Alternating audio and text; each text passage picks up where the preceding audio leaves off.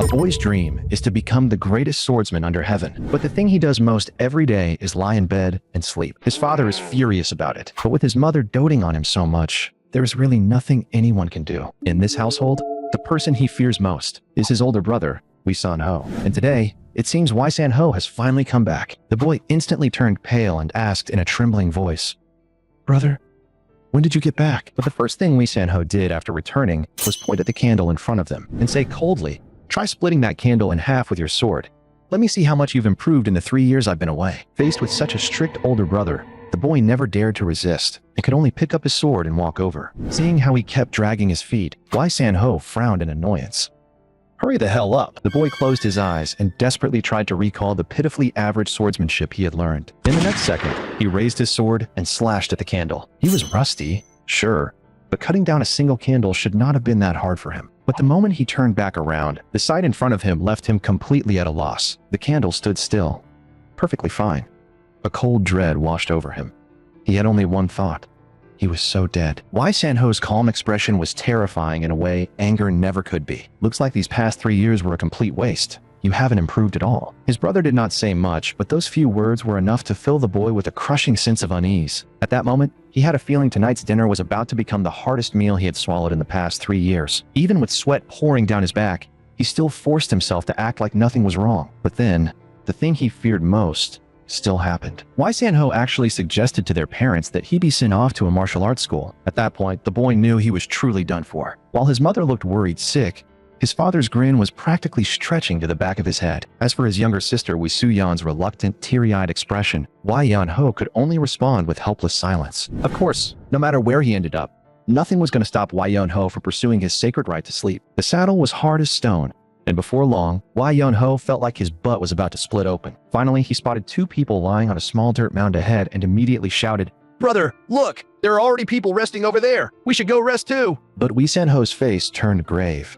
and he did not answer Wee Yeon-ho at all. Right in front of him, Wee San-ho swung himself off the horse and went ahead alone to check the situation. Still wearing that lazy, half-awake look, Wee Yeon-ho followed behind and muttered, "What are you even doing, brother?" But the scene waiting ahead left him completely stunned. The 2 people lying there were already dead. Wee Yeon-ho's scalp went numb on the spot, and he could not help grumbling that he had been living just fine at home. Yet his brother had dragged him all the way out here just to see something like this. But Wee San-ho paid no attention to his complaints and stepped forward to examine the wounds on the corpses. Both men had been killed by the blossoming palm, the signature technique of a notorious lustful rogue from the western regions. Wee Yeon-ho was baffled. Why would a lustful rogue kill 2 men? Wee San-ho's expression darkened even more. Since these 2 corpses had been struck by the blossoming palm, that could only mean the lustful rogue had attacked a woman here as well, which meant that somewhere nearby, a woman was still in danger. In the very next second, Wee San-ho did not even bother to warn him and shot off like a streak of light. Wee Yeon-ho froze where he stood and blurted out, "Brother, is this really how you treat your little brother? You are not seriously leaving me here alone to guard these corpses, are you?" But Wee San-ho ignored every word of it, leaving behind a dumbfounded Wee Yeon-ho standing there by himself beside the horrifying bodies. The more he looked, the colder his sweat ran. Thank heaven the 2 old horses were still there with him. Otherwise, he'd be completely screwed. As if things were not bad enough, dark storm clouds began to gather overhead before long. The more Wee Yeon-ho thought about it, the more miserable he felt. Being stuck out in the wilderness, soaking in the rain beside 2 corpses, was just about the worst thing he could imagine. Before long, night fully fell, and his brother still had not returned, which only made Wee Yeon-ho more and more terrified. Then, from somewhere deep in the distant valley, the roar of wild beasts seemed to echo out. That bone-chilling sound nearly scared the soul out of him. He hurriedly told himself he had to do something fast, or he might really end up as food for the beasts. In the next instant, another bolt of lightning tore through the sky, making him jump out of his skin. Wee Yeon-ho genuinely felt like he was doomed. But when he thought of those 2 men left exposed in the wilderness, destined to become beast fodder, he still gritted his teeth and, with tremendous effort, hauled both corpses onto the horses' backs. If he did not find shelter soon, Wee Yeon-ho felt he might really get struck dead by lightning. As if the heavens were mocking him, another bolt suddenly crashed down, startling even the horses into a panicked leap. With one slip underfoot, Wee Yeon-ho tumbled straight down the slope. When he woke up again, he found that he seemed to be inside a cave. Wee Yeon-ho was full of confusion. What kind of place was this? But no matter what, at least that damned lightning was gone, and that alone brought him a bit of relief. On top of that, the 2 old horses were surprisingly smart. They had somehow known this cave could shelter them from the rain. To keep them from wandering off, Wee Yeon-ho tied them to a large rock. Once all that was done, The exhaustion and drowsiness from the journey began to hit him in waves, so he left a mark at the cave entrance, just in case his brother returned and could not find him. At last, he could finally get some proper sleep. Even though he was still worried about his brother, that did not stop him from falling asleep one bit. Wei Yan-ho slept unbelievably well. He did not even notice when the two old horses tied to the rock had run off, but right at that moment, something strange happened. A blue screen of light suddenly appeared around Wei Yan-ho's body. Asleep as he was, he noticed none of it. And that blue glow actually lifted him into the air. Without him feeling a thing, it carried him straight into a stone wall. Only then did Wei Yan-ho finally sense that something was wrong and slowly open his eyes. He was still groggy, blinking in confusion. Where is this? But in the next instant, a voice suddenly rang out beside his ear. The one chosen by fate. The voice scared the life out of him, and he crashed hard onto the ground. In the very next second, a sphere of light appeared before his eyes, and somehow, that glowing orb was actually speaking. I welcome all who come here in pursuit of destiny. I am the successor to Baek Muhan, the Sword of Radiance. You are the one chosen by fate, and I, having long cast off the shackles of flesh, now speak across time itself to deliver my will to you. At the sight of that, Wei Yan-ho nearly lost his soul in fright. He had never imagined this cave would actually be haunted, but the glowing orb told him not to be afraid, saying that it was merely a remnant consciousness left behind in this place. And Wei Yan-ho was the one destined to inherit that will. Once he calmed down, Wei Yan-ho suddenly felt that this whole scene seemed strangely familiar. A cave, a hidden encounter. Could this be a fated meeting? The more Wei Yan-ho thought about it, the more excited he became. If some expert really was about to pass down a peerless art to him, then maybe he would not have to go to that damn dojo after all. The orb continued speaking. I shall pass the radiant sword art onto you. So from this day on, you must train here without pause in the art of magic techniques. The blood flowing through your veins carries the inheritance of my extraordinary talent. With only 30 years of cultivation here, you will be able to recreate my unmatched power. Wei Yan-ho, who had been thrilled a second ago, instantly went calm after hearing that. Wait, you want me to stay here and cultivate for 30 years? Maybe he was not the chosen one after all. So perhaps this honored senior should look for someone else instead. The moment Wei Yan-ho turned as if to leave, the old man flew into a rage. In the next instant, he sealed off the only stone gate leading out. Wei Yan-ho looked helpless. What a shameless old geezer. Then the old man burst into triumphant laughter. That stone gate is 3 meters thick. With your current strength, breaking it open is harder than moving a mountain. After that, the old man switched expressions and started shamelessly sweet-talking him. If you learn my martial art, opening that gate will be as easy as slicing paper. But Wei Yan-ho remained completely unmoved by the sales pitch and simply pulled a short dagger from his robes. Then he crouched down and began digging into the stone gate with it. The old man stood behind him with utter confidence. With your current level, even if I gave you 10 years, maybe 8, you still would not break through. Wei Yan-ho ignored him completely. If the old man had not dropped that gate in the first place, he would have been gone already. The old man stared at Wei Yan-ho's stubborn back, trembling in frustration. But in the very next second, he put on a flattering smile again and continued persuading him. At least give it a try. I will find a way to have you master it within 20 years. A little tired from digging, Wei Yan-ho leaned against the wall and said lazily, 20 years is way too long. If it were 3 years, I might consider it. The old man let out a bitter laugh. Mastering his martial art in 3 years was simply impossible. Wei Yan-ho stayed calm. If it is impossible, then forget it. But in the next second, the old man's face flushed red, looking like he'd been constipated for 3 straight months. Seeing that, Wei Yan-ho could only lay down his final bottom line. 5 years. At most, I will study under you for 5 years. And at that very moment, the old man seemed to make up his mind.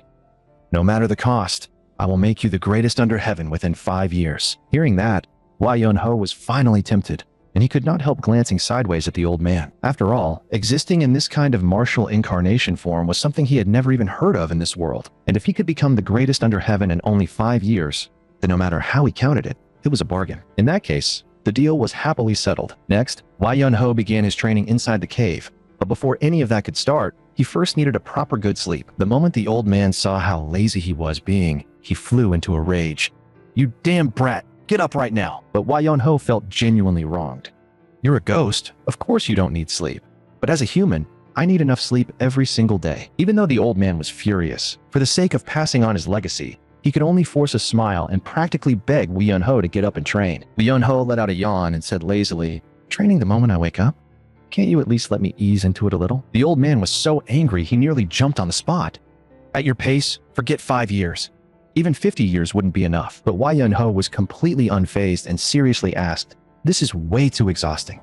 Isn't there some more reliable and easier way to learn? Hearing that, the old man was so enraged he almost popped a 300-year-old blood vessel. To think that, in order to pass on his martial art, he had to deal with someone like this. At that moment, even this old man who had once stood unmatched under heaven felt a deep wave of loneliness, because he was now nothing more than a remnant of consciousness, and there were many things he simply could not do. Suddenly, a spark flashed through Hua Yunho's mind.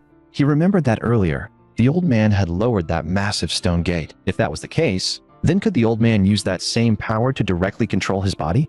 That way, he wouldn't have to lift a finger. The moment he heard that, the old man looked utterly dead inside. He weakly explained that earlier, he had merely used ki to move objects from afar, and then used stones to trigger the mechanism that lowered the gate. But in the very next second, the old man seemed to think of something, and right after that, he burst into excited laughter. How had he not realized it sooner? He could still control stones. At that moment, the old man was overjoyed, his eyes almost bulging apart, as if he had just seized onto an incredibly important clue. His expression only grew more and more excited, but from Hua Yunho's point of view, the whole thing felt deeply off. Had this old man gone a little insane? Then, in the very next second, a stone slammed into the wall right beside him. With wild delight written all over his face, the old man shouted, "Thanks to your reminder just now, I finally figured it out. Even without a body, I can still move stones whenever I want." A terrible sense of danger instantly exploded in Hua Yunho's chest. Countless stones slowly rose into the air before the old man. Cold sweat poured down Hua Yunho's back as he hurriedly pleaded, "Senior, I'm sorry. Please don't do this." But the next second, the stones came crashing toward his body like a storm of rain, and it was under that merciless downpour of stone that Hua Yunho finally began his real training. What he did not expect, though, was that the torment did not stop during the day. At night, the old man could even enter his dreams and continue training him there. And just like that, Hua Yunho's 5 years of brutal, hellish training began. His swordsmanship also improved bit by bit through that relentless daily torment. 5 years passed like a flash, gone before he even realized it. At last, the old man's legacy had been passed on, and a satisfied smile appeared on his face. And on that very day, Hua Yunho finally opened the gate that led back into the outside world. But at the same time, the old man's martial will was also about to fade away. That was because 5 years earlier, he had made Hua Yunho swallow his cultivation core, and after taking it, Hua Yunho had not needed to eat a single thing during all 5 years inside the cave. 5 years of living side by side had already built a deep bond between them. With reddened eyes, Hua Yunho could not help muttering bitterly, "That old man said he was going to train me for 30 years, and now he's the one leaving first." He instinctively reached out, trying to catch that fading figure, but tears were already streaming down Hua Yunho's face, and only one question remained in his heart. Why did he have to be the one left behind alone? As the last wisp of smoke drifted away, only Hua Yunho remained in the cave, surrounded by dead silence. But right after that, he discovered that the old man had tricked him one more time. Even after 5 years of training, his martial cultivation was still not truly complete. The Sword Emperor had clearly long worried that Hua Yunho's lazy nature would make him stop training halfway, so he had planted a special mechanism inside his body in advance. That meant if the experience and techniques Hua Yunho accumulated ever failed to keep up with the maturation speed of the inner core, the core would begin to devour him instead. And once that backlash started, it would drain away his internal energy until it killed him. A chill crept down Hua Yunho's spine, and he could only grit his teeth and curse. What a vicious old man. As if that were not enough, the old man had even written the unfinished part of the training on his clothes. The moment Hua Yunho saw those words, he was furious. That old man really won't let me go, not even in death. On top of that, the old man had even planned out his route after leaving the cave. According to the arrangement he left behind, Hua Yunho's first stop after leaving was to find the kingdom's great sage and stay by that person's side for a while. Hua Yunho felt both annoyed and helpless. He had originally planned to go home first, but now he could only deal with all of this before returning. After putting everything in order, Hua Yunho, utterly alone, finally set out on his journey. But what he did not know was that at the cave entrance, a white figure was slowly beginning to emerge. And that white figure was none other than the Sword Emperor, who had supposedly already vanished, still wearing the same crazed grin as before. "You brat, if you dare slack off again, you'll end up shriveled like a mummy. This old man will never allow that." But in the very next second, the Sword Emperor's expression softened again. If that brat kept being as lazy as before, then all this martial training would really have gone to waste. As he watched Hua Yunho walk farther and farther away, the Sword Emperor's figure slowly faded into the air once more. Time passed, and in a distant city, a young man was asking Beggar sect branch leader Zhang Il for information. This young man was so gaunt he looked almost like a mummy, yet he still spoke up. "I heard the Beggar sect is the best place for information. "Could I ask the branch leader about something?" Jang Il immediately found it strange. Who exactly was this dried corpse-looking guy standing in front of him? But he still made his stance clear right away. "If you want information, you'll have to pay for it." Jang Il then looked the man over more carefully. The voice sounded extremely young, yet the body was so thin and weak it barely looked human. Could they somehow be in the same trade? But right after that, Jang Il made his position clear. Even if they really were in the same trade, there was no way he would hand over information for free. Hearing that, Wei Yunho instantly got irritated. Did he really look that much like a beggar? But Jang Il said it with a straight face. Not only did Wei Yunho look exactly like one, but with that face alone, he could absolutely become one of the elite among beggars. If he was willing to join the beggar sect and actually beg for money, Jang Il would even give him the information for free. But even after falling this far, Wei Yunho still refused to become a beggar for real. And yet, once night came, he suddenly discovered that he actually had a natural gift for this kind of thing. His earnings for that single day far surpassed all the others in the same trade. Jang Il was overjoyed. "You're unbelievable! In just half a day, you made what takes me half a year." The next moment, his eyes turned serious, and he patted his chest as he declared, "Whatever information you want, I'll tell you all of it." Wei Yunho did not hold back either. He directly asked for a full list of all famous sages and every bit of information about them, along with a list of all renowned blacksmiths. Jang Il agreed to the deal and told him to come back in 7 days. But by that point, Wei Yunho had already flopped down to lie there. Looking at that absurdly lazy posture, Jang Il could not help breaking out in cold sweat. At the same time, a piece of news was spreading in a panic through the nearby beggar sect members. Wei Yunho's arrival seemed to be seriously damaging their business. And on top of that, everyone thought his outfit and equipment were utterly unprofessional. But the moment Wei Yunho actually sat down there, they finally understood what peak begging actually looked like. Making money, it turned out, could really be this easy. Jang Il had been getting more and more irritable lately because there was one thing that had been tormenting him nonstop. He was starting to regret ever taking in someone this unbelievably lazy. And yet, this same man's performance kept crushing everyone else's. Every time he thought about it, Jang Il felt like crying on the spot. He was a dignified beggar sect branch leader, yet he had somehow fallen to the point of running errands for some dirt-poor tramp like this. But if he really threw this bastard out, then all the people under him would probably end up starving. What was even worse was that this guy really knew how to enjoy life, insisting on getting a massage every single day. Finally, one day, Wei Yunho demanded that Jang Il hand over the information he had gathered. Jang Il was instantly overjoyed inside. Was this nightmare finally about to end? But when Wei Yunho opened the information, what he saw left him disappointed. He frowned at once and complained in annoyance. "After all the effort I've been putting in every day, this is all I get?" Jang Il took the report back, and after reading it, his expression also turned cold, because the things written on it were practically worthless. After thinking it over for a while, Jang Il ultimately decided to take Wei Yunho to meet someone. Under his lead, the two of them soon arrived at a beggar sect branch, where a woman was already standing before them, and that woman was none other than Gai Narang, the leader of this beggar sect branch. Gai Narang clearly held a very high position. Even Jang Il, a branch chief in his own right, treated her with extreme respect as he asked her for some information. But Gai Narang obviously was not having it. She said coldly, "You dare come to me asking for information? You should know very well that your side and ours are natural enemies." Jang Il instantly broke into a cold sweat and hurried to explain that this was not a matter between their factions. He had only brought her a client. Gai Narang's expression turned icy. Should I take this as mockery? Or as provocation? No matter what, she had no intention of selling them any information. Seeing where this was going, Wei Yunho immediately clamped a hand over Jang Il's mouth and told Gai Narang that he did not belong to any sect at all. But this woman was clearly already angry. If they kept playing games with her like this, then neither of them should dream of walking out of that door alive. And yet, at exactly that moment, Wei Yunho calmly spoke up. "Looks like the beggar sect is not that professional after all. You can't even tell whether I belong to your own people."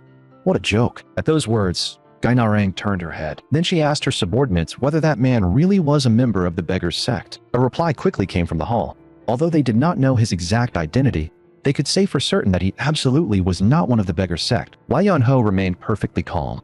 Since the misunderstanding had been cleared up, could they continue their information deal now? But this time, the woman was clearly, truly angered. "I'm not selling anything. Get out right now." Gai Narang closed her eyes tightly, as if forcing down her fury.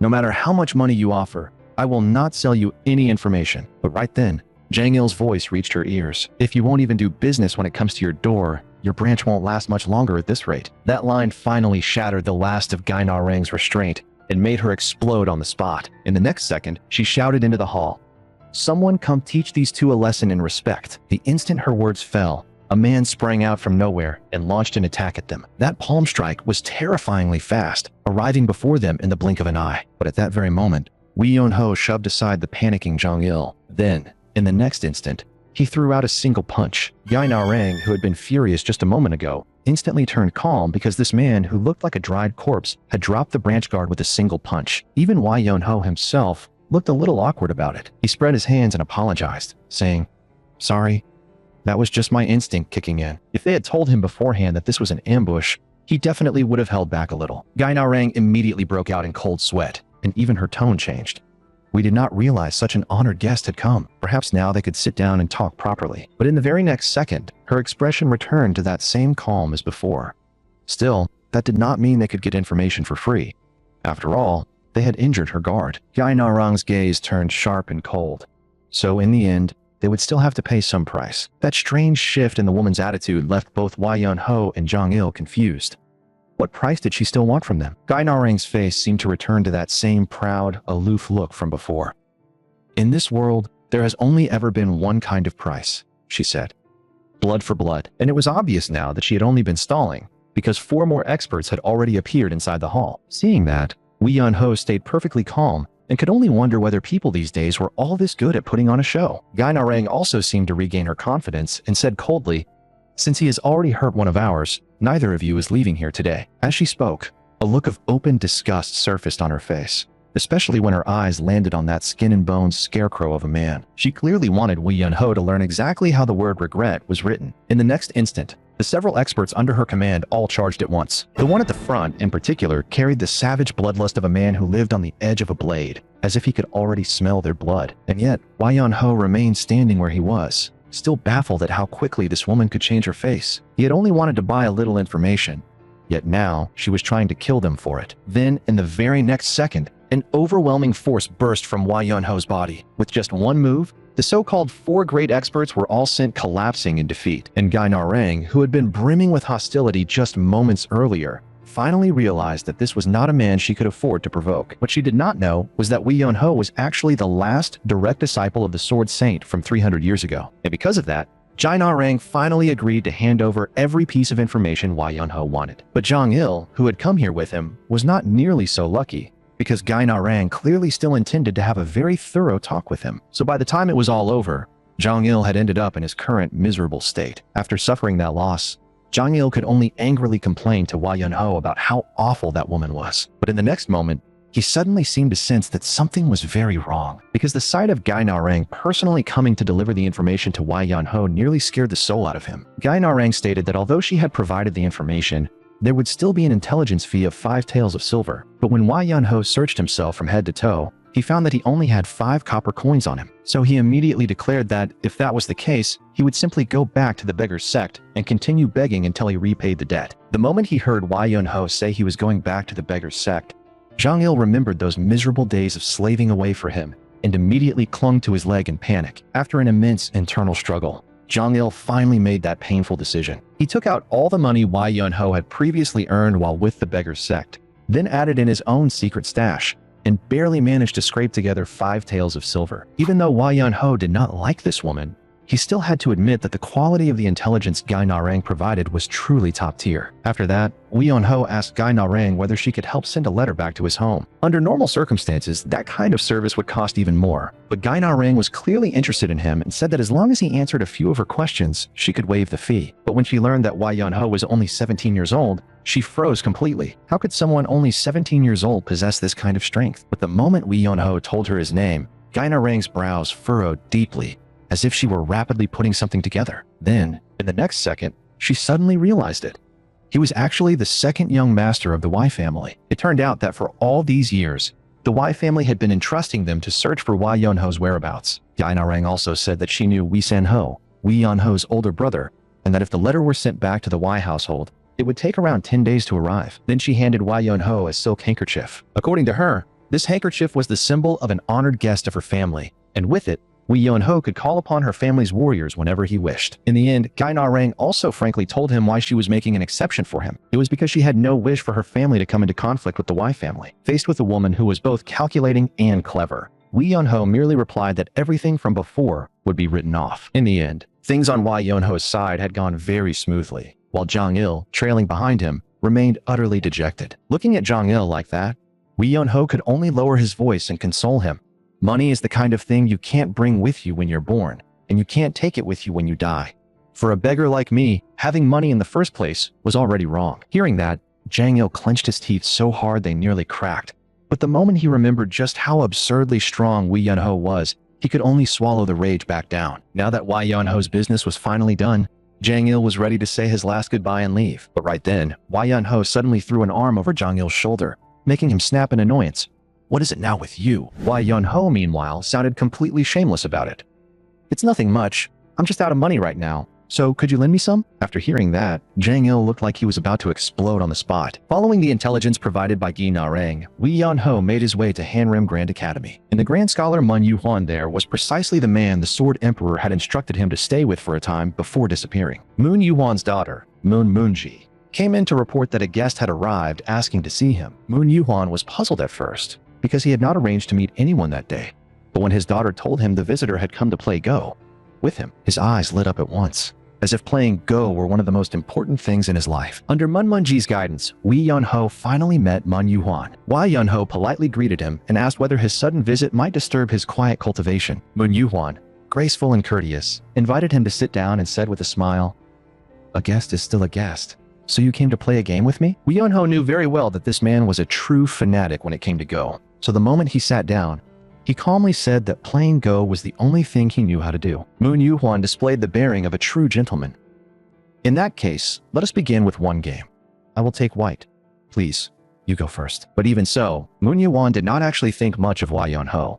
To him, the man looked like nothing more than a down-and-out beggar, and he simply did not believe someone like that could possess truly profound skill. But the instant Wei Yunho placed his first stone, Mun Yuhuan felt an invisible pressure bearing down on him. This man was absolutely a master. That kind of aura could not be faked. What was even more shocking was how quickly Wei Yunho placed his stones, as though he did not need to think at all. Before long, Mun Yuhuan was already being pushed into a disadvantage, and even the hand holding his stones began to tremble slightly, every move becoming painfully difficult. What had once seemed to him like an ordinary board of black and white stones now felt like a sea whipped into violent waves, and hidden in those surging tides, it was as if some terrifying beast lay in wait, ready to lunge at any moment. That single match left cold sweat running down Mun Yuhuan's back, his mind completely reeling from the shock. What he did not know, however, was that back in the cave, the Sword Emperor had also been obsessed with Go and often forced Wei Yunho to play against him. And every time he lost, his training would become 10 times harsher. That was exactly why, under that relentless day-after-day pressure, Wei Yunho had been forged into the extraordinary Go player he was now. Needless to say, he won this match with ease, and Mun Yuhuan was utterly won over by his skill. When the game ended, the players did not leave at once, but Wei Yunho clearly had nowhere else to go. Mun Yuhuan obviously saw through his situation and took the initiative to tell him he could stay here for the time being, and that a room would be arranged for him. After saying that, Mun Yuhuan instructed Mun Munji to prepare a room and a change of clothes for Wei Yunho, and to bring him to the bathhouse as well, so he could wash away all the dust of the road. Even when Wei Yunho admitted he did not have a single coin to his name, Mun Yuhuan only waved it off cheerfully. "A guest is still a guest. How could I possibly charge you?" Mun Yuhuan had only one request in return. He hoped Wei Yunho would occasionally play a few rounds of Go with him, or with the guests who came to visit. Seeing how courteous the man was, Wei Yunho naturally found it hard to refuse. After a brief farewell, he followed Mun Munji toward the bathhouse. The moment he sank into the bath, a look of pure satisfaction spread across Wei Yunho's face. It felt so damn good he never wanted to get out. And as he soaked there, he even began to feel that his skin was somehow becoming clearer and healthier without him realizing it. At that moment, Mun Munji had also finished preparing a clean set of clothes for him, and yet there was still a trace of confusion in her eyes. She simply could not understand why her father would take in a guest who looked no different from a beggar. But in the very next second, it was as if Mun Munji had seen something she absolutely should not have seen, and she froze on the spot. Then, flustered, she hurriedly shoved the clothes into Wei Yunho's hands. And yet, in one brief moment, she still could not help sneaking another glance, suddenly realizing that the man in front of her did not seem quite as unbearable as before. But judging from the expression on Mun Munji's face, even after seeing Wei Yunho's perfectly sculpted 8-pack, it still was not enough to change how much she found him annoying. As for her father, Mun Yuhuan, he did not care about any of that in the slightest. After all, Wai Yun-ho's astonishing Go skill had already won him over completely. Seeing that Wai Yun-ho spent every day doing nothing but eating and sleeping, with not a shred of proper work in sight, Moon finally decided it was time to teach him a lesson. Her father might be willing to indulge him, but that did not mean she was about to let Wai Yun-ho freeload off them forever. He had to do something to earn his keep. So next, Moon dragged Wai Yun-ho over to a pile of filthy cloth and laundry. Then she very matter-of-factly told him to wash all of it clean. Just imagining him spending the whole day buried in dirty laundry was enough to make Moon secretly laugh to herself. But when she came back 2 hours later to inspect his progress, she was completely stunned. Every single piece of clothing had already been washed spotless and was now fluttering in the sun. And the most infuriating part was that Wai Yun-ho had apparently already found somewhere else to lie down again. Moon grew more and more irritated the longer she thought about it. So right after that, she took Wai Yun-ho to a lumberyard and ordered him to split every last piece of wood there. Thinking she had finally come up with a perfect plan, Moon was practically overjoyed, because even a strong grown man would need days to finish chopping all that wood. But before long, Wai Yun-ho had somehow already split everything and gone right back to lying down again. Faced with something that absurd, Moon obviously refused to give up, so next she ordered Wai Yun-ho to wash the dishes. Then she made him sweep the floors too. But when she saw him finishing every single task beyond expectation, Moon was left with nothing but helpless frustration. Still, compared to all the housework Moon gave him, what really gave Wai Yun-ho a headache were the endless Go challenges that kept coming one after another. Ever since he defeated Moon Yuan, Go masters from all over the country had begun showing up just to challenge him. Unfortunately for them, not a single one of those so-called masters could actually beat him. And after crushing one challenger after another, even when Wai Yun-ho deliberately left an opening and tried to hand someone a win, those overly suspicious opponents would still decide it was only a trap he had laid on purpose. They would even seriously convince themselves that some terrifying killing move had to be hidden behind that opening. Then, putting on a smug and profound look, they would say something like, "Good thing I saw through it." Even when the opponent was clearly showing an opening, the fact that they still could not win only made them more furious. In the end, they would always concede defeat and solemnly declare that they would come challenge him again next time. At that point, Wai Yun-ho practically had tears in his eyes. Those people were absurdly persistent, and the never-ending stream of challenges left his back sore and his waist aching, making them even more exhausting than doing housework. Then, just as Wai Yun-ho was slipping back toward his room, he suddenly heard Moon speaking with a man somewhere nearby. Driven by curiosity, Wai Yun-ho sneaked over to eavesdrop, and at that very moment, he saw a strangely dressed man proposing marriage to Moon. Of course, after seeing Wai Yun-ho's 8-pack, a man like this clearly was never going to catch Moon's eye. But after Moon rejected him, the man immediately started making threats. In a cold voice, he declared that there had never been anything he wanted and failed to get. If she still refused this time, the next time he would resort to his own methods, and if she continued to reject him, he would even bring the entire Hanrim Academy crashing down. Moon instantly flew into a rage and snapped back coldly. "Do you really think Hanrim Academy can be brought down that easily?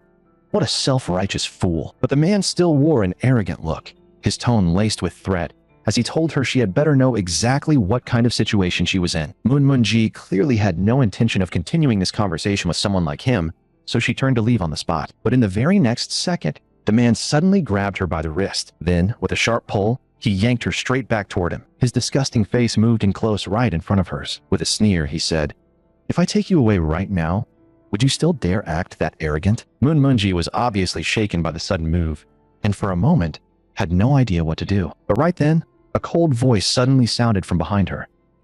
"Are you always this rude in someone else's house?" As the words fell, Wai Yun-ho stood there with a hard expression, staring at the man as if he wanted to pierce straight through him. Only then did the man finally let go of Moon's wrist, and Moon, looking wronged and shaken, immediately ran toward Wai Yun-ho. Wai Yun-ho lowered his gaze to the wrist that had already turned faintly blue from the man's grip, and a nameless anger instantly rose in his chest. Then, seeing the pitiful look in her eyes, he gently took the red ribbon from her hair. After that, he used that ribbon to tie back his own long hair, and the look in his eyes turned razor sharp. "You really are a rude bastard." But the man was clearly used to scenes like this, and only sneered in disdain. "Manners?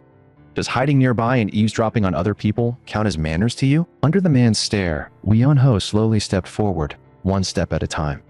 "Sorry, I've never really cared much about etiquette." But just as the tension between them reached the point of breaking, a rapid burst of footsteps suddenly came from outside the door. It turned out to be those scholars who kept coming every day to challenge Wai Yun-ho at Go.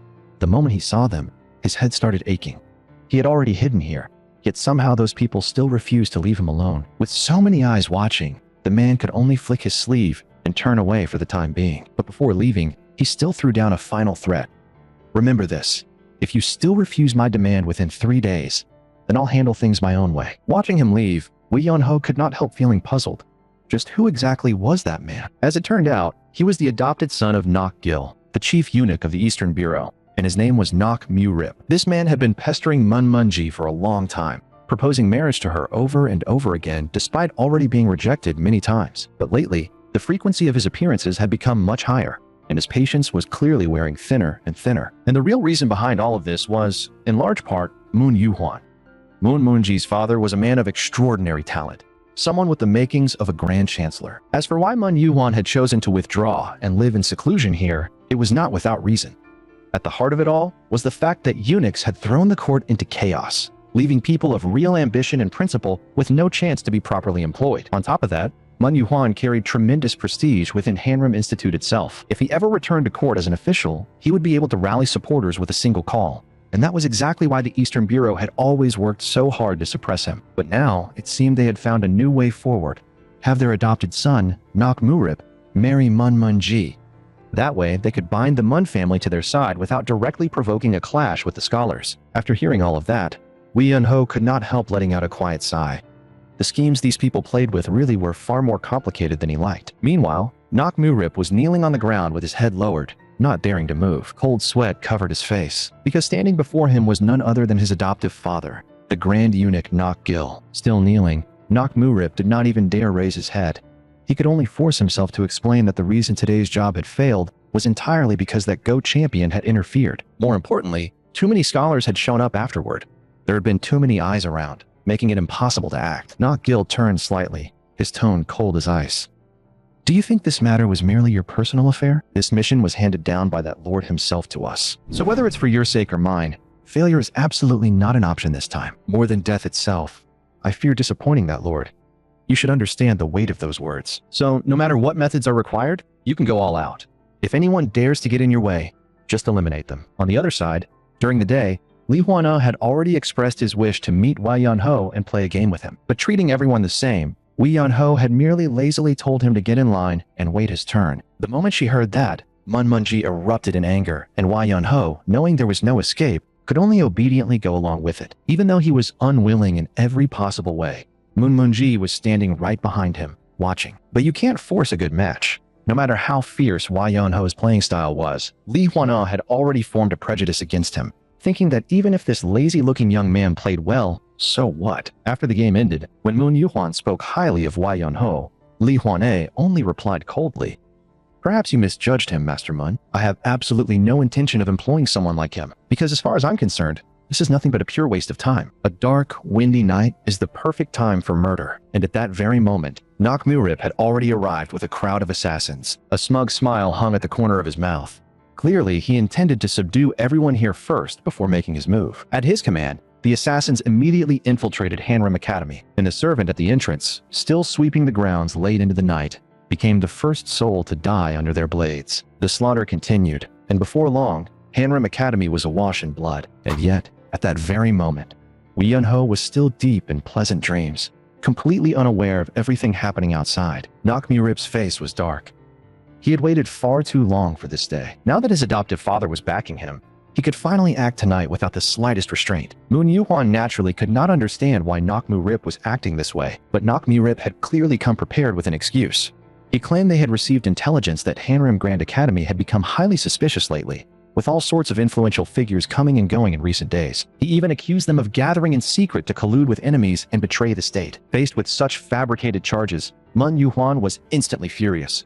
"We were doing nothing more than playing Go!" Nok Mu-rip wore a sly, sinister look, clearly refusing to believe that so many powerful people had gathered here just to play a game of Go. He even directly demanded that they hand over that so-called Go champion at once. But just then, one of the assassins came to report that they had already searched the entire Hanrim Academy from top to bottom and still found no trace of the Go champion. Only then did Nok Mu-rip turn back to the crowd and put on a false show of fairness, saying they would now conduct a proper search for evidence inside the academy, and if no problems were found, everyone here would be released and even compensated. But the moment he finished speaking, Another assassin stepped forward and claimed that evidence had already been found. Faced with this so-called evidence, Manhwa immediately said he had never seen it before. But if you want to hang a man, you can always find a rope, and Nakmu-rip had clearly come prepared. At that very moment, a figure in the crowd slowly rose to his feet. Nakmu-rip, are you really sure you want to take things this far? The man who stood up was none other than Li Huane, the emperor's own brother and the head of the inspectorate. Li Huane was furious and barked at him on the spot. Do you not recognize me? Release them all at once. Nakmu-rip kept a calm expression and even made a show of politeness. So it is Lord Li Huane. Had I known you were here, naturally we would not have acted so rashly. But in the very next second, he abruptly changed his tone. If that is the case, then I have one question. Why are you conspiring with these people to betray the state? Nakmu-rip's expression grew even more frenzied as he bit back with a completely shameless accusation, claiming that Li Huane himself was the true mastermind of this treason and was even plotting to seize the throne. Hearing such upside-down slander, Li Huane instantly exploded in rage. You despicable bastard! Do you really think none of this will ever be exposed? Nakmu-rip's face darkened as he replied coldly.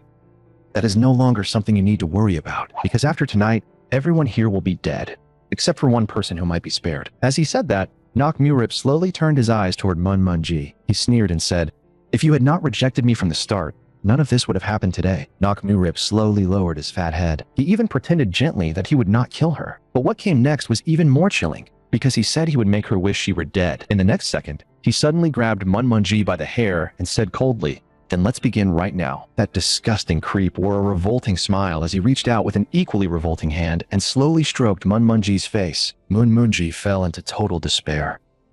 Was she really about to be defiled by this man today? But just then, she suddenly noticed a sneaky figure moving furtively in the distance. Mun-mun-ji instantly flared up and shouted the name on the spot.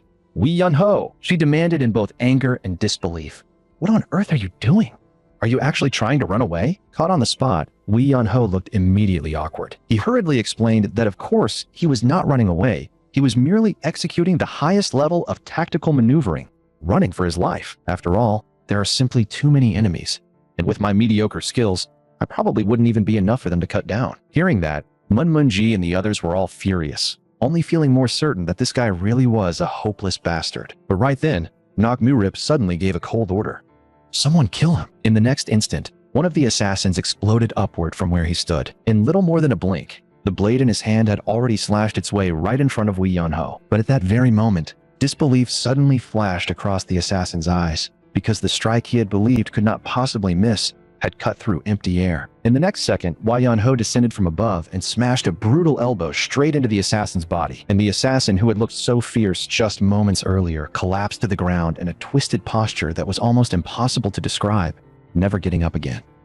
Beneath the moonlight, the young man stood suspended in the air, radiating an indescribable, breathtaking grace. Mun-mun-ji's eyes shimmered as shock surged through her heart, and somewhere deep inside, a feeling she could neither explain nor name quietly began to take root. That sight stunned everyone present, though none of them knew that Wee Yun-ho was in fact the final disciple personally taught by the Sword Saint from 300 years ago. Even Nakmu-rip, the leader of the assassins, could not help breaking into a faint cold sweat at the scene. So this man was not just some Go champion after all. He was actually a martial arts expert too. In the next second, Nakmu-rip turned his darkened gaze toward one of his subordinates. He asked coldly, How much longer are you going to tolerate this ridiculous humiliation? It turned out that this man was the most outstanding killer among all the assassins Nakmu-rip had personally trained. Nakmu-rip regained some of his confidence and gave the order coldly, leave him alive, because he wanted to interrogate this man personally. But the assassin in whom Nakmu-rip had placed such confidence regretted it in the very next second, because that attack of his, which looked ferociously sharp and unstoppable, was met by Wee Yun-ho casually picking up a broom and swatting him away like a fly. The assassin clutched his struck head tightly, instantly feeling as though all his dignity had been smashed to pieces. In the next moment, he yanked a short poisoned blade from inside his robes. But before he could even launch his next attack, Wee Yun-ho had already flashed straight in front of him. And once again, it was still the same broom, only this time, the assassin never managed to stand back up. That scene left everyone present completely dumbfounded. And Wee Yun-ho even casually added, Looks like a broom really is the best tool for taking out the trash. After finishing off that man, Wee Yun-ho lightly rubbed his arm. Then he lifted his eyes toward Nakmu-rip. Next, It should be your turn. Nok Mu-rip might have been shaken inside, but in the next second, a terrifying aura suddenly erupted from his body. He slowly raised one hand toward the night sky. The violent force around him instantly began surging outward in wild waves. As the energy gathered, it actually condensed into a giant shadowy form that flickered between existence and illusion. Nok Mu-rip's gaze turned vicious as he spoke in a chilling tone. Killing you will be effortless. Dying by my hand is an honor you should be grateful for. The crushing pressure spreading through the air instantly made Li Huana and the others struggle even to breathe. None of them had expected Nok Mu-rip's strength to be this monstrous. In the very next second, Nok Mu-rip struck.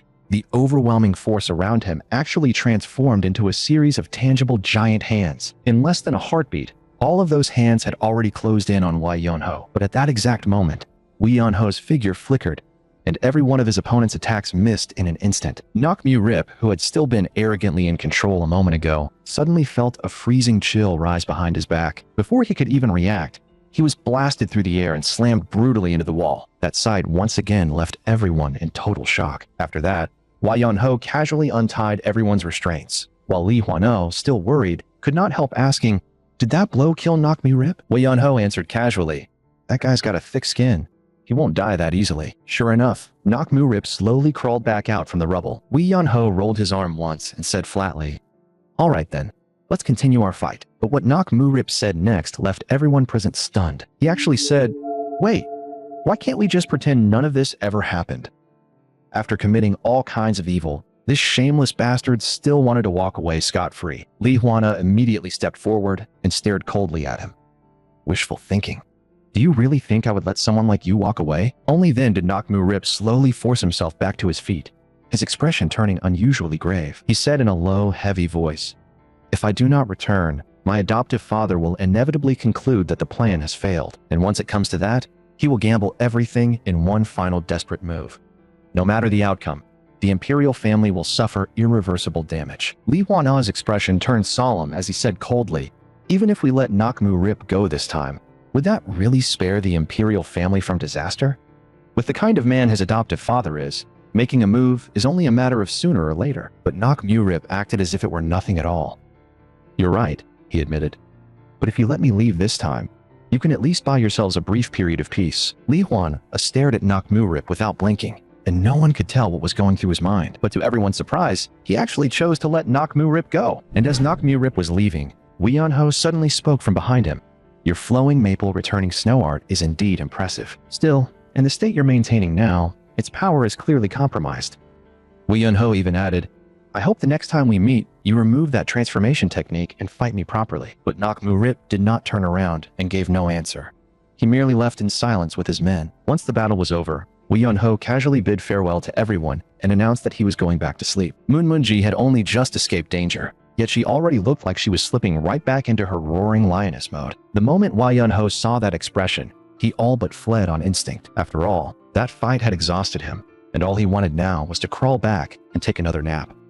To Wei Yunho, keeping a full and proper sleep schedule was one of life's greatest priorities. As far as he was concerned, aside from Mun Mun-ji, no one left in this world could truly disrupt his state of mind. But before long, Mun Mun-ji's cold face appeared once more at his bedside, shouting, "Stop pretending! I know perfectly well you're not actually asleep. On top of that, my father already called for you.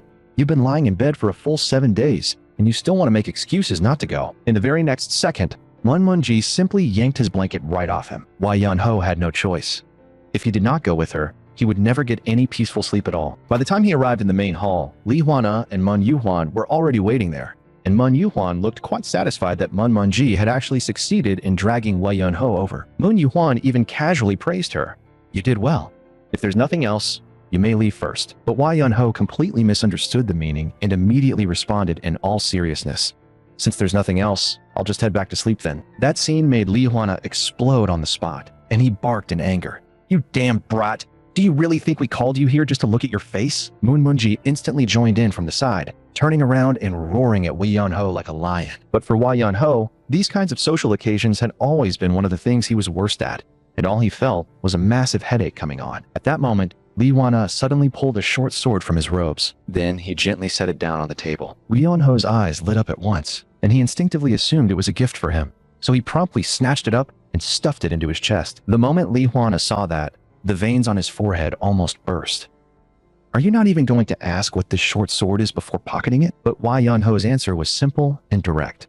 Because it looks extremely well made, so it's probably worth a decent amount of money. And after saying that, he even clutched it protectively to his chest and cautiously asked, "Since you already gave it to me, surely you aren't planning to take it back now, right?" In the next second, Li Huanae exploded outright, shouting, "You little shit!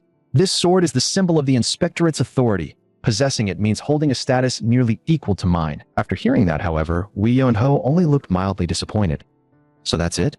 Doesn't it have any more practical use? Like getting me a house or exchanging it for something actually valuable?" If Li Huana had given him this sword because he had saved him that day, then in Wei Yunho's eyes, the reward still felt far from truly practical. After all, what some people really needed were things that were more material, more immediate, more useful in the real world.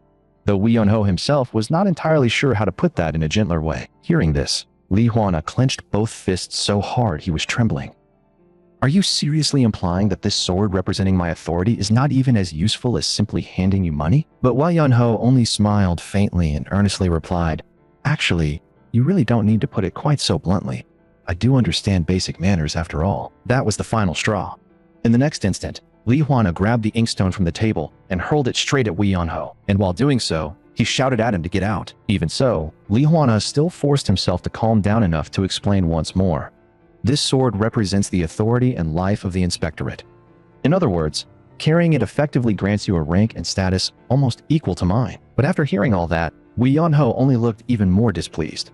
"So what you're really saying is that you're just trying to dump extra work on me for no reason?" At that moment, Moon Yuhuan suddenly cut in.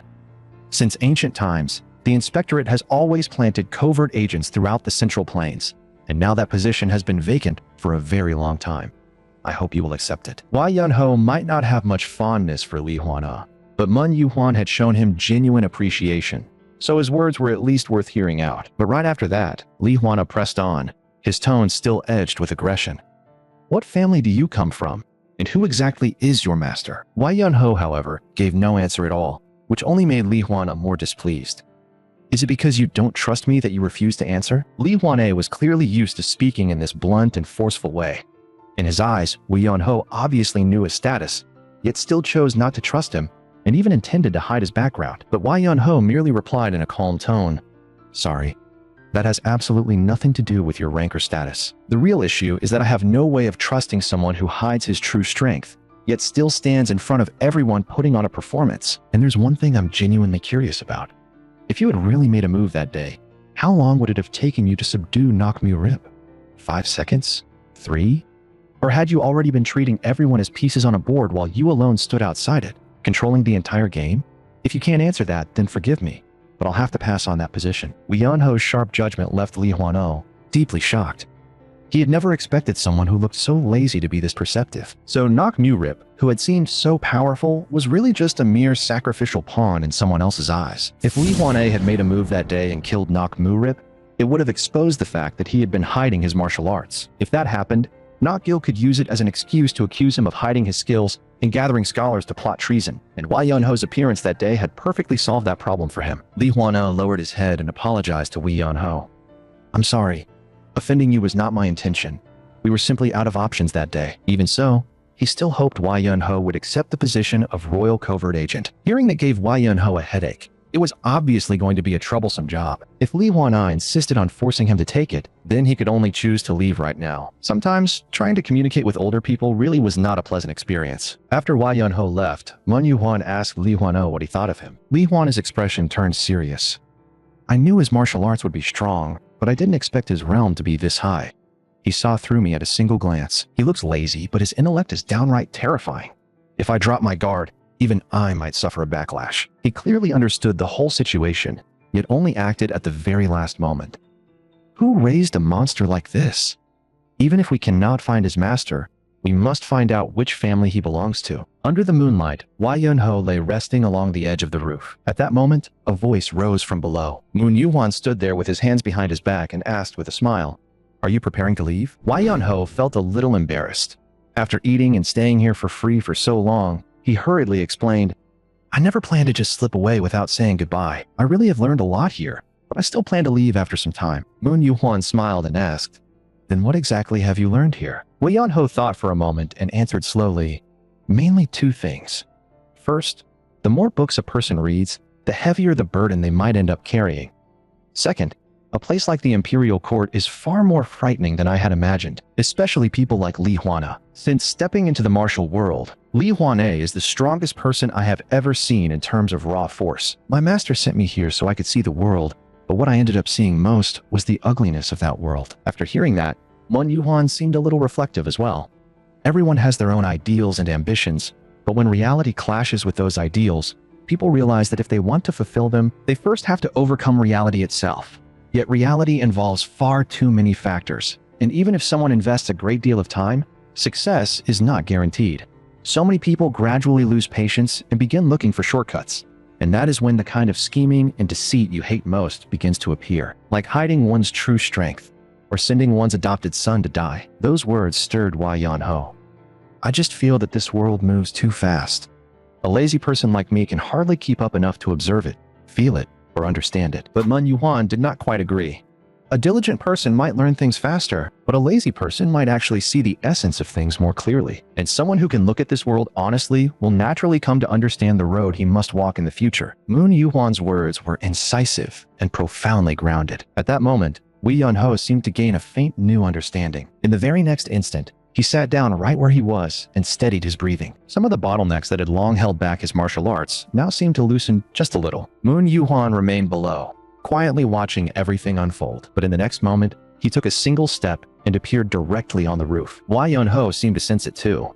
He slowly withdrew from that half-enlightened state and opened his eyes. Mun Yuhan turned his head slightly and asked calmly, "Do you feel like you have finally understood something?" Wei Yanho looked a little awkward and answered honestly, "To tell you the truth, I'm not entirely sure myself." Mun Yuhan burst into laughter. "That's exactly right. Some things can only be understood slowly, by feeling them out with your heart. I hope that one day you will find the answer yourself." Wei Yanho had not even had time to respond when, in the blink of an eye, Mun Yuhan was already back where he had been standing before, and then turned to leave. That left Wei Yanho standing there alone in a daze. He could not help thinking to himself that this old father-in-law-like figure was truly unfathomable. But that conversation today had, in turn, caused the inner core his master left inside him to resonate in a strange way. Under the moonlight, Wei Yanho lifted his gaze toward the night sky. For a fleeting moment, the Sword Emperor's figure seemed to appear before his eyes again, as if grumbling with a laugh. "Brat, are you finally about to grasp the Tao?" By the next day, faced with someone as lazy and chronically stalling as Wei Yanho, even Mun Yuhan seemed to be running out of ways to deal with him. Wei Yanho awkwardly explained, "I happened to wake up late again today, but tomorrow I will definitely leave." But right then, Mun Munji arrived with men from the Dragon Tamer escort agency and pointed straight at Wei Yanho. "That's the guy. Take him away." One of the escorts looked troubled and said that their agency transported goods, not people, but Mun Munji remained perfectly calm, as if she had already prepared this argument. "He's basically no different from cargo. Just toss him in the wagon. As long as you feed him 3 meals a day, he won't complain and won't cause trouble. We'll pay double the fare." When the escort still hesitated, Mun Munji calmly raised the offer again. "If triple isn't enough, then make it quadruple." In the very next moment, the deal was somehow happily struck. Watching them bargain over his price so brazenly right in front of him, Wei Yanho instantly exploded. He shouted in anger, "You woman! Do you really plan to pack me up and send me off like luggage? Has human decency fallen this far? I just saved you from danger, and now you're turning around and reselling me like cargo?" Even Mun Yuhan, after hearing that, could not help chiming in. "Munji, doing things this way really is a bit much. At the very least, we ought to let him move freely." But Mun Munji had clearly already seen straight through Wei Yanho's stubbornness. "If we give him freedom to act," she said, "then he might still be lying around here by next year. No matter how you look at it, I'm actually helping him." That made Wei Yanho jump up in fury. "Helping? Shipping me off like a crate is what you call help?" But Mun Munji already had her own reasoning ready. "Weren't you planning to go to the Divine Beast Pavilion anyway? The escort route happens to pass by there. If you went by yourself, it would only be tiring and troublesome. This way, you won't have to walk. The escort agency earns money, and we get rid of you too. Isn't that a perfect win for everyone?" Hearing all that, Wei Yanho's expression actually turned serious. The worst part was that what this woman said sounded annoyingly reasonable, and for once, he had no comeback. How unpredictable life was. Just a moment ago, he had still been lying comfortably in bed, and now somehow he was already being shipped away. Before he left, Mun Munji and her father both came to see him off. Looking at Mun Munji's smiling face, Wei Yanho suddenly felt a strange bitterness in his chest. As the wagon wheels began to turn, he once again set out on a journey toward a distant land. Through the wind and woods, The caravan slowly rolled onward. Lee Yun-ho could not help glancing back one last time. There stood Mun-mun-ji, waving at him and calling out loudly, "Take care on the road." Lee Yun-ho made a face at her. She just chased me out, and now she's suddenly telling me to take care on the road. But just as father and daughter turned to head back inside, Mun-mun-ji still could not help glancing back. A soft smile rose at the corner of her lips as she said quietly, "You really should fix that lazy habit of yours." Maple leaves drifted down on the autumn wind. The girl stood there in silence, and in that faintly wistful glance back, her heart had already drifted far away, chasing after the boy who had just left. The somewhat scruffy-looking man was named Gu Bai-hang, and he was the escort leader for this transport. Gu Bai-hang found himself a little curious about Wai Yun-ho, who spent every day sprawled on the wagon sleeping. Had this guy really stayed like that ever since he got on the cart? The thought left Gu Bai-hang genuinely amazed. In a way, being able to maintain that state so consistently was almost admirable. One of the guards explained that Hanrim had already warned them. As long as Wei Yun-ho got 3 meals a day, he would not cause any trouble before they reached their destination. Gu Bai-hang was still puzzled, so he decided to wake the sleeping Wai Yun-ho. "I'm Gu Bai-hang, the escort leader for this job. Our agency usually only transports cargo. Even though Lady Mun paid double the fare, do you really plan on just sleeping through this entire journey?" Wei Yun-ho looked up at him. "No need to worry about that. I was registered as cargo anyway, so you can just treat me like another piece of luggage." Gu Bai-hang glanced sideways at him. What an absurdly optimistic guy. Since that was the case, he decided to just drop the matter. After traveling for a long stretch, Wai Yun-ho felt a little tired. People only knew that he was lazy and loved to sleep. But the truth was that the moment he fell asleep, that damned old man would invade his dreams and start putting him through insane training. There was no telling how long this cursed nightmare technique would last. Am I really going to keep suffering under that old man for the rest of my life? Right then, Gu Bai-hang suddenly stopped the wagon. He thought he had heard movement from the bushes ahead. A flicker of unease rose in him, and he shouted, "Who's hiding there?" "I'm Gu Bai-hang of the Dragon Tamer Escort Agency." But the bushes gave no response at all, and years of experience immediately told Gu Bai-hang that something was off. If someone had already been discovered and still refused to show himself, then either he was an ignorant amateur bandit or he was someone genuinely dangerous who had set his sights on them. While slowly drawing the saber at his waist, he called out again, "I'm Gu Bai-hang of the Dragon Tamer Escort Agency. To the one hiding in the bushes, please show yourself at once." At last, a rustling sound came from the brush. Then a swordsman dressed in red stepped out. The sight of that swordsman made Gu Bai-hang tense up immediately. But in the next instant, the man introduced himself first. "Pardon the disturbance. I'm Peng Du-gi of the Peng family." Gu Bai-hang quickly returned the courtesy. "I am Gu Bai-hang of the Dragon Tamer Escort Agency. May I ask why young hero Peng is here?" Peng Du-gi seemed to have suffered some internal injuries and said urgently, "I'm being hunted by enemies, and I can't shake them off. Please, escort leader Gu, I need your help." Gu Bai-hang might have looked a little scruffy, but he still had a bit of chivalry in him. He answered right away. "The Peng family has always been famous for its sense of justice. Since you've asked, I will naturally do everything I can to help." But right then, Wei Yun-ho cast him a cold glance. "Helping him is fine, but I'm afraid you might not be able to handle the consequences." Gu Bai-hang ignored him completely and directly hid Peng Du-gi inside the large barrel at the back of the wagon. He even specifically warned him not to make a single sound no matter what happened. Faced with such a meddlesome fool, Wei Yun-ho really had nothing to say. From inside the barrel, Peng Du-gi said in a low voice, "As long as you help me escape this disaster, I guarantee every one of you will receive a generous reward afterward." Wei Yun-ho only let out a dry laugh. What good is a reward if we all end up dead first? For the sake of one man's safety, dragging so many others into danger was, in his eyes, simply ridiculous. And yet, for the next few days, the journey remained surprisingly peaceful, and before long, they were almost at their destination. Gu Bai-hang, who had been tense the entire way, finally let out a breath of relief. It seemed their luck was good this time, and the pursuers hadn't caught up to them. But at that exact moment, a man dressed in green suddenly stepped out and blocked the path of the wagon. Immediately after that, more than 10 other men in green sprang out from the nearby woods. The man at the front held a steel blade in hand and wore a cold expression. One look was enough to tell he had not come with good intentions. Gu Bai-hang instantly broke out in a cold sweat. They were men from the Naknim Brotherhood. He quickly got off the wagon and bowed. "I am Gu Bai-hang of the Dragon Tamer Escort Agency.